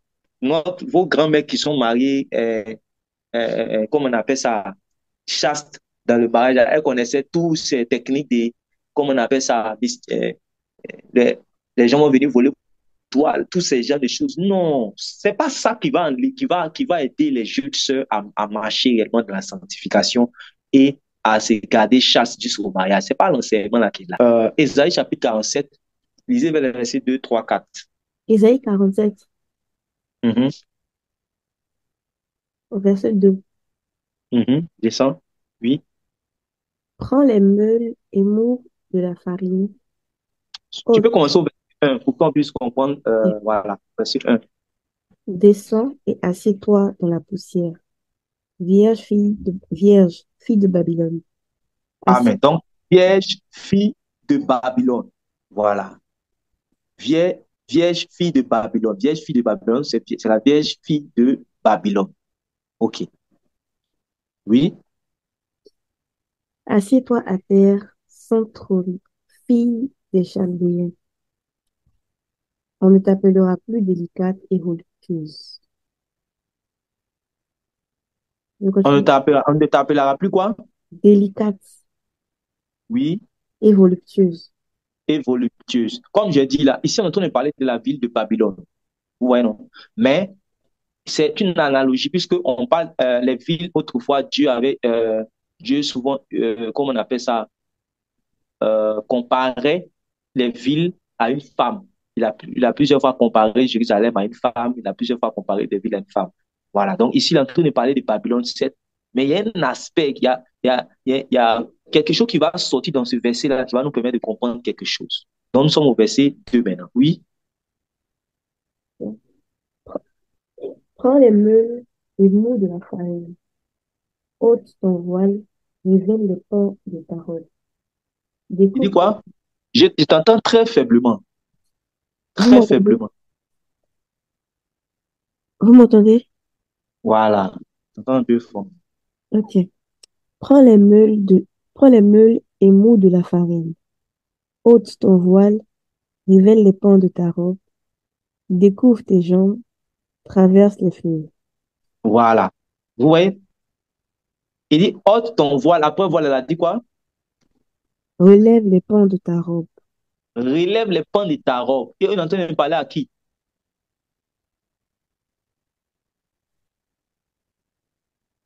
Il est en train de parler à qui? Une fille de Babylone. Il est en train de parler à une fille de Babylone. Vous voyez? Il dit, enlève ta voilette. Voilà. Enlève ta voilette. Relève le pan de ta robe. Et découvre tes quoi? Tes jambes. Tes jambes. Ouais, découvre tes jambes. Or, vous savez que la jambe, là, ça commence où? Quand on parle des jambes, là, vos pieds, là, ça commence où? Oui, il dit, découvre ta jambe. Vous voyez? Donc, c'est dit que la robe là, arrive certainement au cheville. C'est pour ça qu'il dit, découvre ta jambe. Puisque c'est une robe, découvre ta jambe. Par ici, c'était une robe qui arrivait, comme on appelle ça, au genou. Il n'avait pas dit découvre ta jambe, puisque la jambe serait déjà découverte. Mais c'est parce que la jambe réellement arrive certainement peut-être au cheville qu'il dit, comment on appelle ça, mais relève la traîne du pan de la robe et découvre. Maintenant, quand tu vas enlever le pan de la robe, ça va faire découvrir ta jambe. Est-ce que vous voyez ça? Maintenant, quand ça va faire découvrir ta jambe là, qu'est-ce qui se passe? Oui. Ta nudité sera découverte. Ah, ta jambe seulement. Il dit, ainsi ta nudité sera visible. Oh, le langage prophétique est tout terrible. Vous voyez ça? Et en réalité, vous savez, quand la prostituée voulait séduire, là, c'est comme ça qu'elle faisait. Voilà. Comme vous parlez de comment il y a des années, les prostituées s'habillaient. Parce que tout le monde s'habille en robe prostituée, voilà. Mais seulement qu'elles avaient les petits voilettes, des petits trucs, euh, euh, des petits parures, voilà, pour essayer d'attirer un peu. Sinon, tout le monde était en voile. à l'époque des choses là, si tu t'habilles en mini là, tu seras décapité même par les gens des choses du monde, même ils allaient te décapiter tout de suite. Ils allaient te mettre en prison, t'enfermer. Parce qu'en réalité, il y a des habits qu'on porte aujourd'hui, c'était des sous-vêtements à cette époque-là. Il faut que ces choses-là, vous puissiez les comprendre. Quand vous les comprenez là, ça veut dire, vous êtes assis dans la vérité, puis rien ne vous trouble. Ça m'a rappelé la belle fille de Judas, Oui, la, oui. qui est du chemin, hein, La bête de Judas a fait quoi aller? Oui, oui. qui s'est mise sur le chemin pour tromper son beau-père parce que son Voilà. mari. Voilà, vous avez vu comment elle était, non? Hein? Linda, Aurélia, Mhm, Thierry, vous mhm, avez vu, non? Oui, oui, mhm. elle était couverte, hein. Voilà. Or, c'était comme ça les prostituées étaient. Donc, comme je dis là, pour qu'on puisse voir la nudité d'une prostituée, c'est comme ça. Donc, elle enlevait le pan de la robe et puis elle laissait entrevoir la jambe. Et à partir de là, déjà, sa nudité était découverte. Donc, vous voyez que les mœurs là, la moralité était encore là. Mais plus on est en train d'aller vers la fin, c'est terrible. Aujourd'hui, c'est des sous-vêtements, là, ça qui sert de vêtements. Il y a une fois, j'étais dans le taxi avec ma femme, j'étais étonné de voir que aujourd'hui, avant, on disait body, maintenant, c'est plus body. C'est vu carrément un soutien-gorge qui sert de body. Un soutien-gorge carrément. Mhm. Vous voyez? C'est-à-dire que c'est ça, non? Soutien-gorge, c'est ça. C'est un soutien-gorge qui est là. Mais c'est ça qui est. Ils ont conçu ça d'une manière pour dire que c'est le tricot, quoi. Or, c'est un soutien-gorge. Et c'est comme ça, beaucoup d'habits qui étaient des sous-vêtements vont devenir comme des vêtements. Et ça va devenir, on va commencer à discuter ça. Est-ce qu'on peut porter ça? Je vous assure, bientôt ça va venir. Déjà, aux États-Unis, on voit, dans les pays anglophones des États-Unis, tout ça, on voit des gens, des fois en crise, ils viennent maintenant avec des petits culottes, des choses, voilà, des chrétiens, des chrétiens, n'importe des culottes, des petits culottes. Or, vous savez que les culottes, en réalité, c'est des sous-vêtements. Mais ça va devenir discutable maintenant. Est-ce qu'une sœur qui peut porter culotte pour venir à la réunion? Est-ce qu'une sœur qui peut porter culotte? Non, tu regardes au cœur, toi aussi. Une sœur qui peut porter culotte, il n'y a rien. Ça va devenir un débat maintenant. Or, il y a des choses c'était même pas des débats. Aujourd'hui, ça devient des débats. Aujourd'hui, on va venir faire débat maintenant pour voir est-ce qu'un, comment on appelle ça même, un garçon, il doit réellement faire des nattes. S'il doit faire des nattes. Après encore, on va dire non, aujourd'hui, les garçons commencent à faire des piercings. Voilà. Mais ça fait ça. Un garçon peut faire des piercings. Dernièrement, j'ai vu une prédicatrice là, comment elle s'appelle là? Une prédicatrice que tout le monde connaît. Voilà. C'est Joyce Meyer. Voilà. Elle dit son nom en même temps. Joyce Meyer. Elle a fait une publication. Elle a dit que Dieu lui a dit de faire tatouage. Voilà.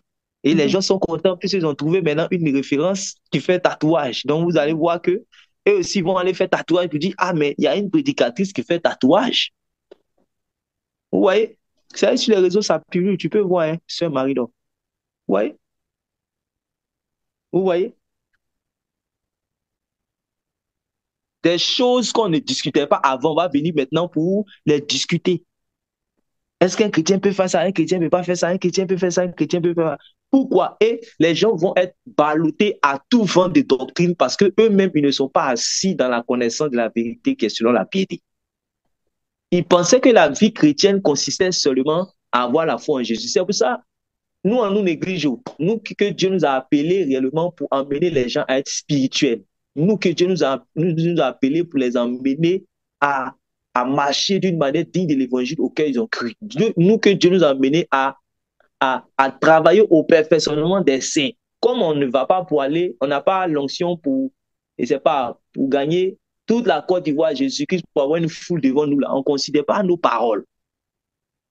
Mais, mon cher, Jésus-Christ va venir et c'est là qu'on va voir. Vous-même, vous savez que Jésus-Christ va venir. Vous dites, on a qu'à gagner le monde entier. Vous savez que quand il va venir, ce n'est pas le monde entier qu'il va prendre. Il va prendre seulement un petit groupe de personnes. Vous le savez. Maintenant, comment le groupe même que Jésus-Christ doit venir prendre là, il faut réellement qu'il se trouve au moins un reste qu'il doit venir prendre. C'est il nous a mandaté pour faire ce travail-là. Voilà. Et c'est ça que Paul a dit. Paul a dit que le travail, lui, son travail que Dieu l'a envoyé de faire là, ce n'est pas seulement pour emmener les païens à la foi. Mais après avoir emmené les païens à la foi, il faut emmener les païens à la connaissance de la vérité qui est selon la piété. Pourquoi? Parce que les païens qu'il est en train d'emmener à la foi, là, ils ont leur coutume, ils ont leur manière de faire. Il y a d'autres aujourd'hui qui pensent que, voilà, mais chaque, ils ont dit, comme ils disent là, que voici les Écossais, mais les Écossais s'habillent en petit jupe. Voilà, même les garçons s'habillent en petit jupe. Chacun a sa coutume. Voilà. Mais si on veut dire chacun a sa coutume là, c'est qu'on ne va pas quitter ici. Hein. Voilà. Chez les Moussaï là. Vous voyez comment souvent on prend les piercings là, on met ça dans la bouche comme ça, on fait ses sauts avec ça. Hein? On vient dans l'église, voilà, ses sauts là. La sœur va prophétiser, Gaïa ses sauts comme ça dans ses lèvres. Vous voyez? Or, le prophète Jérémie a dit que, en fait, la coutume des peuples n'est que vanité. Donc, en réalité, dans les coutumes des hommes là, c'est vrai qu'il y a certaines choses qui peuvent ne pas aller contre comme on appelle ce qui est vertueux et contre ce qui est bienséant, contre ce qui est moral. Mais en majorité, il y a beaucoup de vanité dans les coutumes. Donc, si on veut dire non que ceux qu'on a amenés à la fois, on va les laisser selon leurs coutumes, mais ça sera terrible. Ça sera terrible. Or, Dieu a une sagesse. Dieu a des standards de vie. Il y a une conduite, en fait, qui convient à Dieu. Il y a une conduite qui est conforme à la volonté de Dieu, que Dieu veut voir cela se manifester dans l'Église.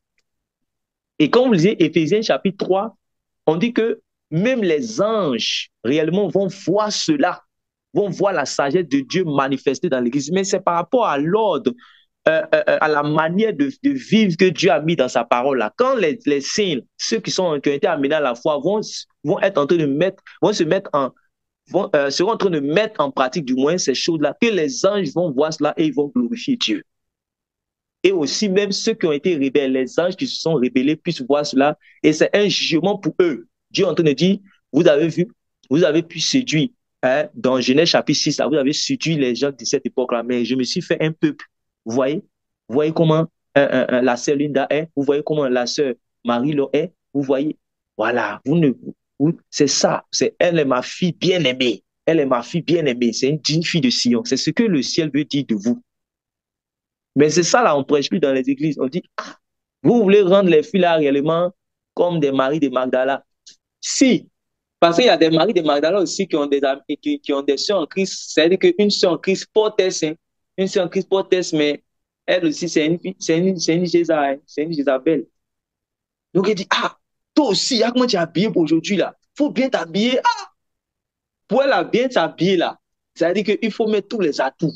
Donc, ça fait que quand tu es en compagnie de cette sœur-là, tu es toujours obligé de ranger réellement tes habits là, tu es obligé de, c'est-à-dire ta sanctification, tu es obligé de ranger ça dans le placard et mettre un habit digne de Jézabel pour être en sa compagnie. Parce que si tu ne t'habilles pas comme elle veut, tu seras persécuté par elle. Et c'est là, ils vont commencer à te dire, celle-là veut se jouer la sainte. La sainte. La même manière qu'on persécutait les élèves studieux, les élèves consciencieux, on dit, lui là, c'est un intello, voilà. On les persécute. C'est comme ça aussi, ceux qui sont sérieux aussi dans les voies de Dieu, là. C'est comme ça qu'on commence à dire, Timothée, le frère Timothée, il aime Dieu, hein. Peu seulement quand on parle seulement, la Bible dit, il n'est pas d'en faire on va aller un peu assigner d'une manière, là. Voilà. Ça, la sœur Marie de Magdala, c'est là, vraiment. Toujours, elle est couverte comme ça. On dirait, Jésus va venir demain. Et puis, vous allez voir les frères Chanel, là, c'est ces gens de paroles là, ils disent. Ouais. Et si vous n'êtes pas fort d'esprit, vous allez ranger votre chasteté au placard. Et vous allez vous comporter d'une manière c'est-à-dire qu'elle est complète. Le Seigneur Jésus n'est pas venu réellement pour que nous puissions vivre dans la complaisance. Il est venu pour que nous puissions vivre dans la vérité. Amen. Amen. Donc, soyez fiers de la sagesse de Dieu sur vous. Voilà. Et en réalité, vous ne savez pas que c'est pour ça que je vous ai dit, depuis le premier jour, je vous ai dit, Dessinez-vous le jour réellement, le jour de votre enlèvement. Dessinez-vous, vous, dans le royaume de Dieu. Parce que ne vous y trompez pas. Hein. Quand on dit vous serez changé là, tu seras toi-même, mais tu seras changé. Voilà. Tu seras, quand on dit nous serons à l'image de Jésus-Christ, ça ne veut pas dire que tout le monde va avoir les mêmes visages que Jésus-Christ. Non, non, non, non. C'est pas ce qu'on dit. Tu seras toi-même qui est là, mais tu seras transformé dans un corps de gloire. C'est tout. Maintenant, ton corps de gloire là, tu sais qu'il ne sera pas en pété-pété. Tu sais qu'il ne sera pas en matico. Il ne faut même pas te tromper même. Tous ceux qui ont fait des songes où ils ont été ravis, où ils ont fait des songes, ils sont allés au ciel. Quand l'habit qu'ils ont porté, non, on te dit ça. Ils sont toujours habillés d'une manière digne. Et Dieu a toujours voulu cela. Regardez, quand vous allez, même en Angleterre, dans le pays des Marie-Laure puis Linda, regardez comment les rois là-bas, les reines là s'habillent. Regardez, les reines là, les princesses là, regardez, juste on est au 20e siècle, hein, mais les princesses là, parce qu'il y a des valeurs en fait depuis des temps qui sont restées jusqu'à cette époque. Donc regardez, c'est pour cela que ça demeure, parce que vous savez que quand on parle des reines, c'est des vieux trucs, palais, tout ça là. C'est pour ça, malgré que les gens sont, nous sommes au 20e siècle, on est dans les régimes de capitalisme, démocratie, tout et tout. Mais ceux qui sont restés toujours dans les pays où il y a roi, il y a reine. Regardez,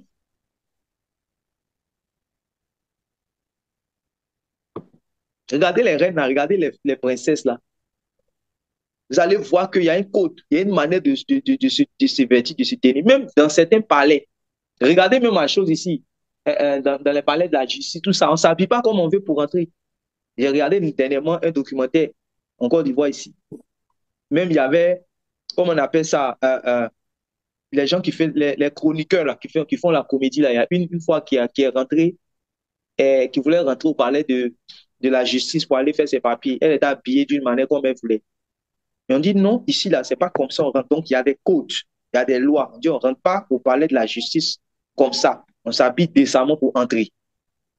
Et puis, c'est au ciel, on veut s'habiller comme on veut, mais avec un cœur, d'après eux. On veut s'habiller avec un cœur pur. C'est-à-dire, on veut s'habiller comme on veut, mais ayant un cœur pur. Excusez-moi, est-ce que ça, c'est possible? Est-ce que ça, c'est vrai? Parce que quand nous partons réellement acheter les vêtements qu'on veut au marché, là, c'est notre cœur, c'est notre être intérieur qui choisit cela. Mhm. Voilà, c'est notre être intérieur qui choisit cela. Voilà. Maintenant, lisons un passage. Psaume 139, à partir du verset 13. C'est toi qui as formé mes reins, qui m'as tissé dans le sein de ma mère. C'est toi qui as formé mes reins, qui m'as tissé dans le sein de ma mère. Oui, Je te loue de ce que je suis, une créature si merveilleuse. je te loue de ce que je suis une créature si merveilleuse. Je veux que tu répètes cette parole au moins 3 fois à toi-même. Que ton âme vraiment répète cette parole à Dieu. Je te loue de ce que je suis une créature si merveilleuse. Je te loue de ce que je suis une créature si merveilleuse. Seigneur Jésus, Père, oh Dieu, je te loue de ce que je suis une créature si merveilleuse. Voilà. Il faut que toi-même, là, tu puisses être fier de ce que Dieu a fait de toi-même. Toi, voilà. Parce que l'une des choses en réalité qui fatigue les sœurs qui veulent chercher à se conformer à la parole de Dieu par rapport au vestimentaire, c'est le complexe. Parce que quand la persécution commence à venir, quand on commence, les moqueries commencent à venir, comme les petites paroles, voilà, il me rappelle, une fois j'étais allé à une réunion de prière et il y avait des sœurs là légères, elles ont vu ma femme, comme ma femme réellement avait, je crois, c'était ce jour, elle avait mis un voile en fait, voilà, pour la prière, tout ça. Puis, donc, elles regardent ma femme et puis elles disent que, ah, Adja, vous savez, c'est comme ça qu'on appelle les femmes musulmanes en fait. C'est ça, non? On les appelle Adja, non? Adja ou bien quoi là? Elle dit Adja. Mais elle dit Adja, en fait, là, c'est dans un esprit, elle dit Adja. Parce que tu ne peux pas regarder ta soeur en Christ et puis lui dire Adja. Mais elle dit Adja parce que, voilà, elle essaie de, comme on dit là, de chercher sa bouche. Et c'est toujours comme ça. Quand tu ne sais pas pourquoi tu pratiques quelque chose, si on t'attaque comme ça, c'est fini. Tu ne pourras pas non seulement aider ceux qui sont en train de te persécuter ou même ceux qui ne comprennent pas ce que tu fais, ou bien soit tu es obligé réellement de faire comme eux. Voilà. Et ce jour, il a dit Adja. Et je me rappelle que ce même jour-là, non, Dieu est là. Ce même jour-là, quand on a fini la réunion, on est monté dans la voiture, on rentrait, on a pris un taxi, on rentrait à la maison.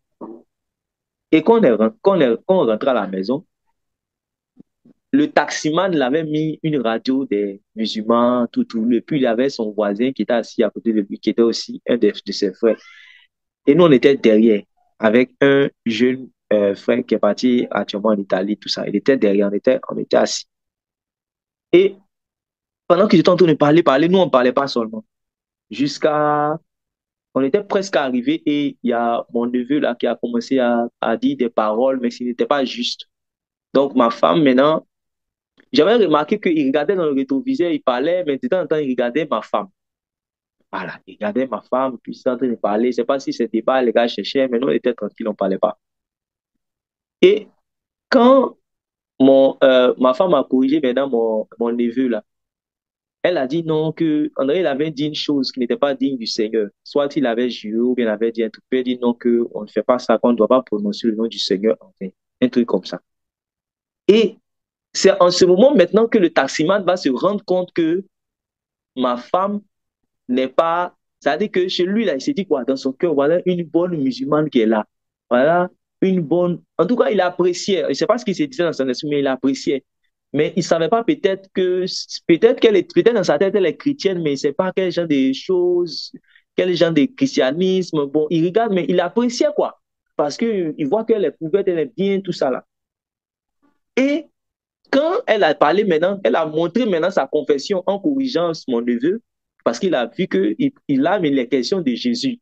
Donc ça, c'est, excusez-moi pour l'expression, mais Jésus Mousseau.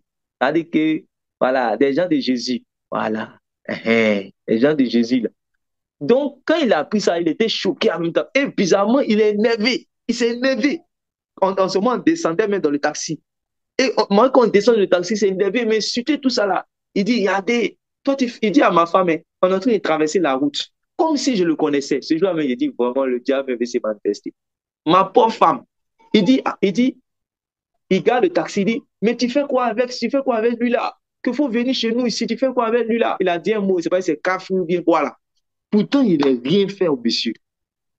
Genre, chez lui, c'est une perte en fait. C'est-à-dire que, puisque tu sais, les religieux là, c'est ça. C'est quand c'est bon là. C'est quand c'est bon là, c'est là qu'il veut. Quand on a dit, ah, tout est bien là, c'est là il veut que tu viennes maintenant chez eux. Voilà. Oh, Jésus là, c'est quand tu es gâté là, lui, tu prends et puis t'arranges. Maintenant où Jésus l'a déjà arrangé là, c'est là, lui, il veut qu'elle ait une bonne musulmane. Ouais. Donc, il dit que, ah, que tu fais quoi? Tu fais quoi avec ce monsieur? Tu fais quoi avec lui? Que, voilà, que tu fais quoi avec ce cafri-là? Ah, nous-mêmes, on savait que ça, c'est le diable même qu'il a possédé avant pour venir m'attaquer. Ouais. Alors, c'était le même jour où sa propre sœur en Christ, le matin, en culte, réellement, la traite de Adja. Vous voyez comment Dieu fait les choses. Hmm.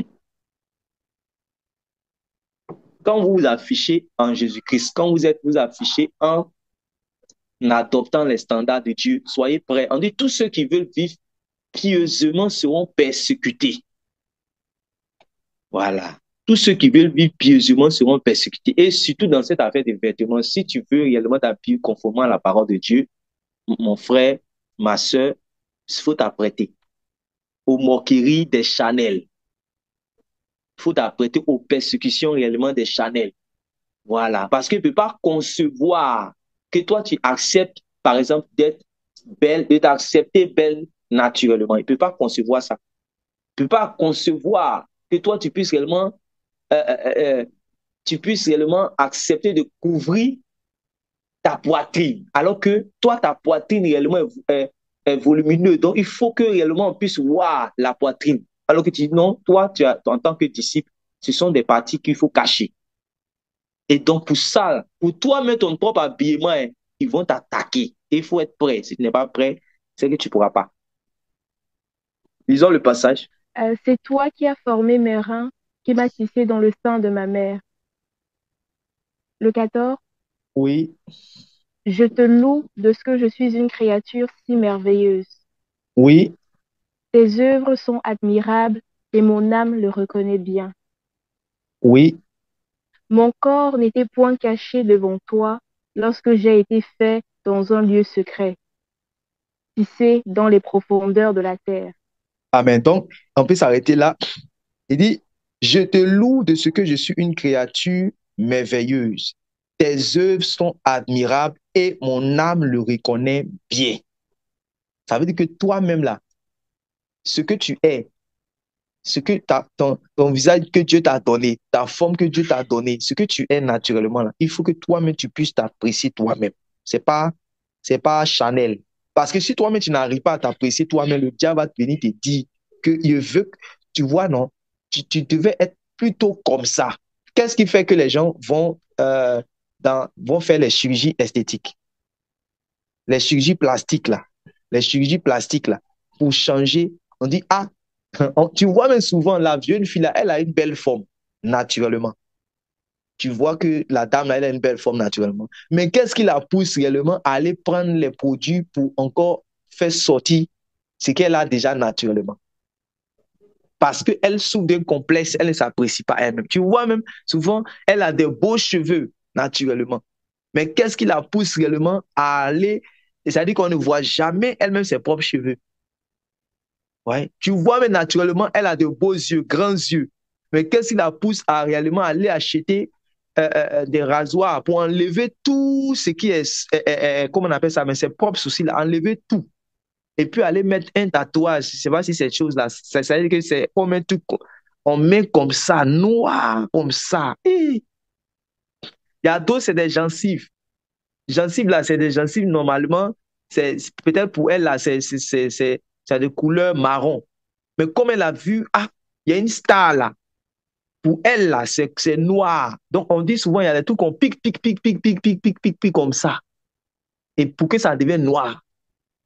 Qu'est-ce qui pousse une jeune dame? Ses yeux, là, elle a c'est-à-dire que de bons yeux. On dit non, va au marché, il faut aller acheter réellement. Il y a, comment on appelle ça? Je ne sais pas si c'est un truc qu'on met dans les yeux comme ça. Une fois, dans Lentille. le, comment? Lentille de... Lentille, voilà. Lentille. On prend comme ça. Et tu vois ça, mais elle souffre comme ça, puis on met ça dans ses yeux comme ça. Vous voyez? C'est le complexe qui fait. C'est le complexe. Elle doit réciter 5 fois ce verset-là pour voir si réellement elle s'apprécie tel que Dieu l'a créé. C'est le complexe. Vous allez voir réellement, d'autres vont partir faire des chirurgies plastiques. Les jeunes filles aujourd'hui, là, elles ont donné un nom codifié à ça. C'est pas si c'est BBC ou bien quoi là. DBC ou bien quoi. Elles savent. Pour aller changer les parties. Pour aller changer les parties pour que ça puisse bien sortir. Et après, ça devient vilain encore pour mettre dessus. Parce que, parce que ce n'est pas ce que Dieu avait créé. Voilà, Dieu sait pourquoi il dit que tu comme ça. Mais tout quand d'autres ont fait ça, devient encore vilain, ça devient comme même, poupée même, c'est bon. Ça devient comme les formes même des démons, là. C'est ça que ça donne. Ouais. Regardez dans les documentaires, même sur YouTube, tous ceux qui ont fait les chirurgies, là, regardez comment ils sont devenus. Ils sont devenus bizarres, elles sont devenues laides, alors qu'elles étaient réellement belles naturellement. Mais elles sont parties réellement, elles souffrent en fait de complexes. Et c'est ça, beaucoup sont rentrés dedans. C'est pas pour critiquer, par exemple, Joyce Meyer, je ne la critique pas. Mais Joyce Meyer a eu beaucoup de recours aux chirurgies plastiques. Elle a eu beaucoup recours aux chirurgies plastiques. Et c'est normalement qu'aujourd'hui, elle est en train de parler de que, d'après elle, le Saint-Esprit lui a dit que il faut faire des tatouages. Que Dieu lui a dit à elle qu'elle peut faire tatouage. Vous voyez? Que jamais cette pensée-là ne vienne dans votre esprit que vous devez faites à toi, même si c'est la croix de Jésus. Votre corps qui est là, votre corps qui est là, appréciez-le. Voilà, naturellement, appréciez-le. Et puis, si vous êtes marié, si votre mari est chrétien, là, qu'il apprécie également tel que vous êtes là, que vous appréciez comme ça. Voilà. Qu'il voit votre beauté là. De toutes les façons, vous allez me faire rentrer dans les trucs ici. Vous allez me faire rentrer ici. Voilà. Quand on va dans le lieu secret, dans le lit conjugal, le lieu secret là, voilà. On cherche. Ce qu'on regarde là, c'est ça qui est là. Voilà. Quand, non, il faut que je me fasse belle quand il va sortir, tant temps, tout et tout, tout et tout. Quand on se fait belle là, c'est pour qui? Quand on se fait belle là, c'est pour qui? C'est pour son mari. Et si c'est pour les gens qui sont dehors. Un bon mari réellement là, il doit pas permettre réellement à sa femme réellement de se, de se dénaturer, de se devenir comme, non, il doit l'aimer comme ça naturellement. Voilà. Donc, ce que je suis en train de nous dire ici, c'est d'aimer la simplicité. On vous a dit dans 1 Timothée chapitre 2, là, le dernier verset a dit quoi? Que la femme sera sauvée néanmoins si elle persévère quoi? Dans la foi, dans la charité et dans la modestie, dans une vie modeste. Voilà. Et dans les passages qui précèdent qu'on n'a pas lu, peut-être que c'est ça qui sera la dernière séance quand on va toucher ça. On va toucher maintenant comment on appelle ça même, les parties qu'on a l'habitude de prêcher là. Voilà. Le verset 9, si vous prenez dans 2 Timothée, voilà, le verset 9 montre réellement ce que Dieu veut. Vous prenez dans 1 Pierre chapitre 3, à partir du verset 2, Pierre montre ce que Dieu veut, comment la femme réellement doit se tenir. Et c'est ça que Dieu recherche. Donc, quand vous regardez là, quand on prend tout ça là, ça renvoie à quoi? À la simplicité. Ça renvoie à la chasteté. Ça renvoie à la pudeur. Et quand vous vous habillez de manière à remplir ces critères, voilà, de manière à accomplir ces critères, c'est-à-dire la simplicité, c'est-à-dire la décence, c'est-à-dire la pudeur, c'est fini. C'est fini. Non seulement vous êtes agréable à Dieu, mais le diable sait que réellement vous êtes réellement un instrument puissant entre les mains du Seigneur Jésus pour lui arracher des âmes. Voilà.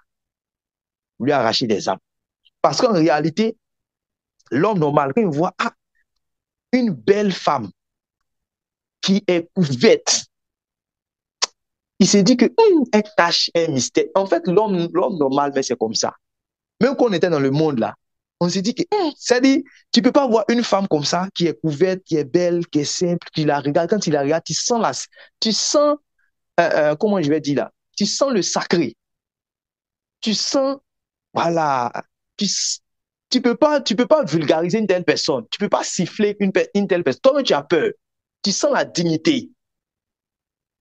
Voilà. Tu peux pas la siffler. Oh, ma chérie. On dit quoi? Non, tu peux pas. Mais faut essayer seulement. Dès que tu commences à mettre tes atouts dehors, là, c'est fini. Tu seras sifflé.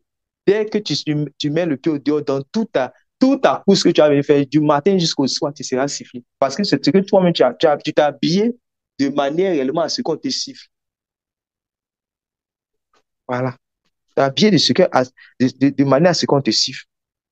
Et un mari normal, un bon mari réellement, si je ne parle pas de celui qui n'est pas en Christ. Voilà, je parle de celui qui est en Christ.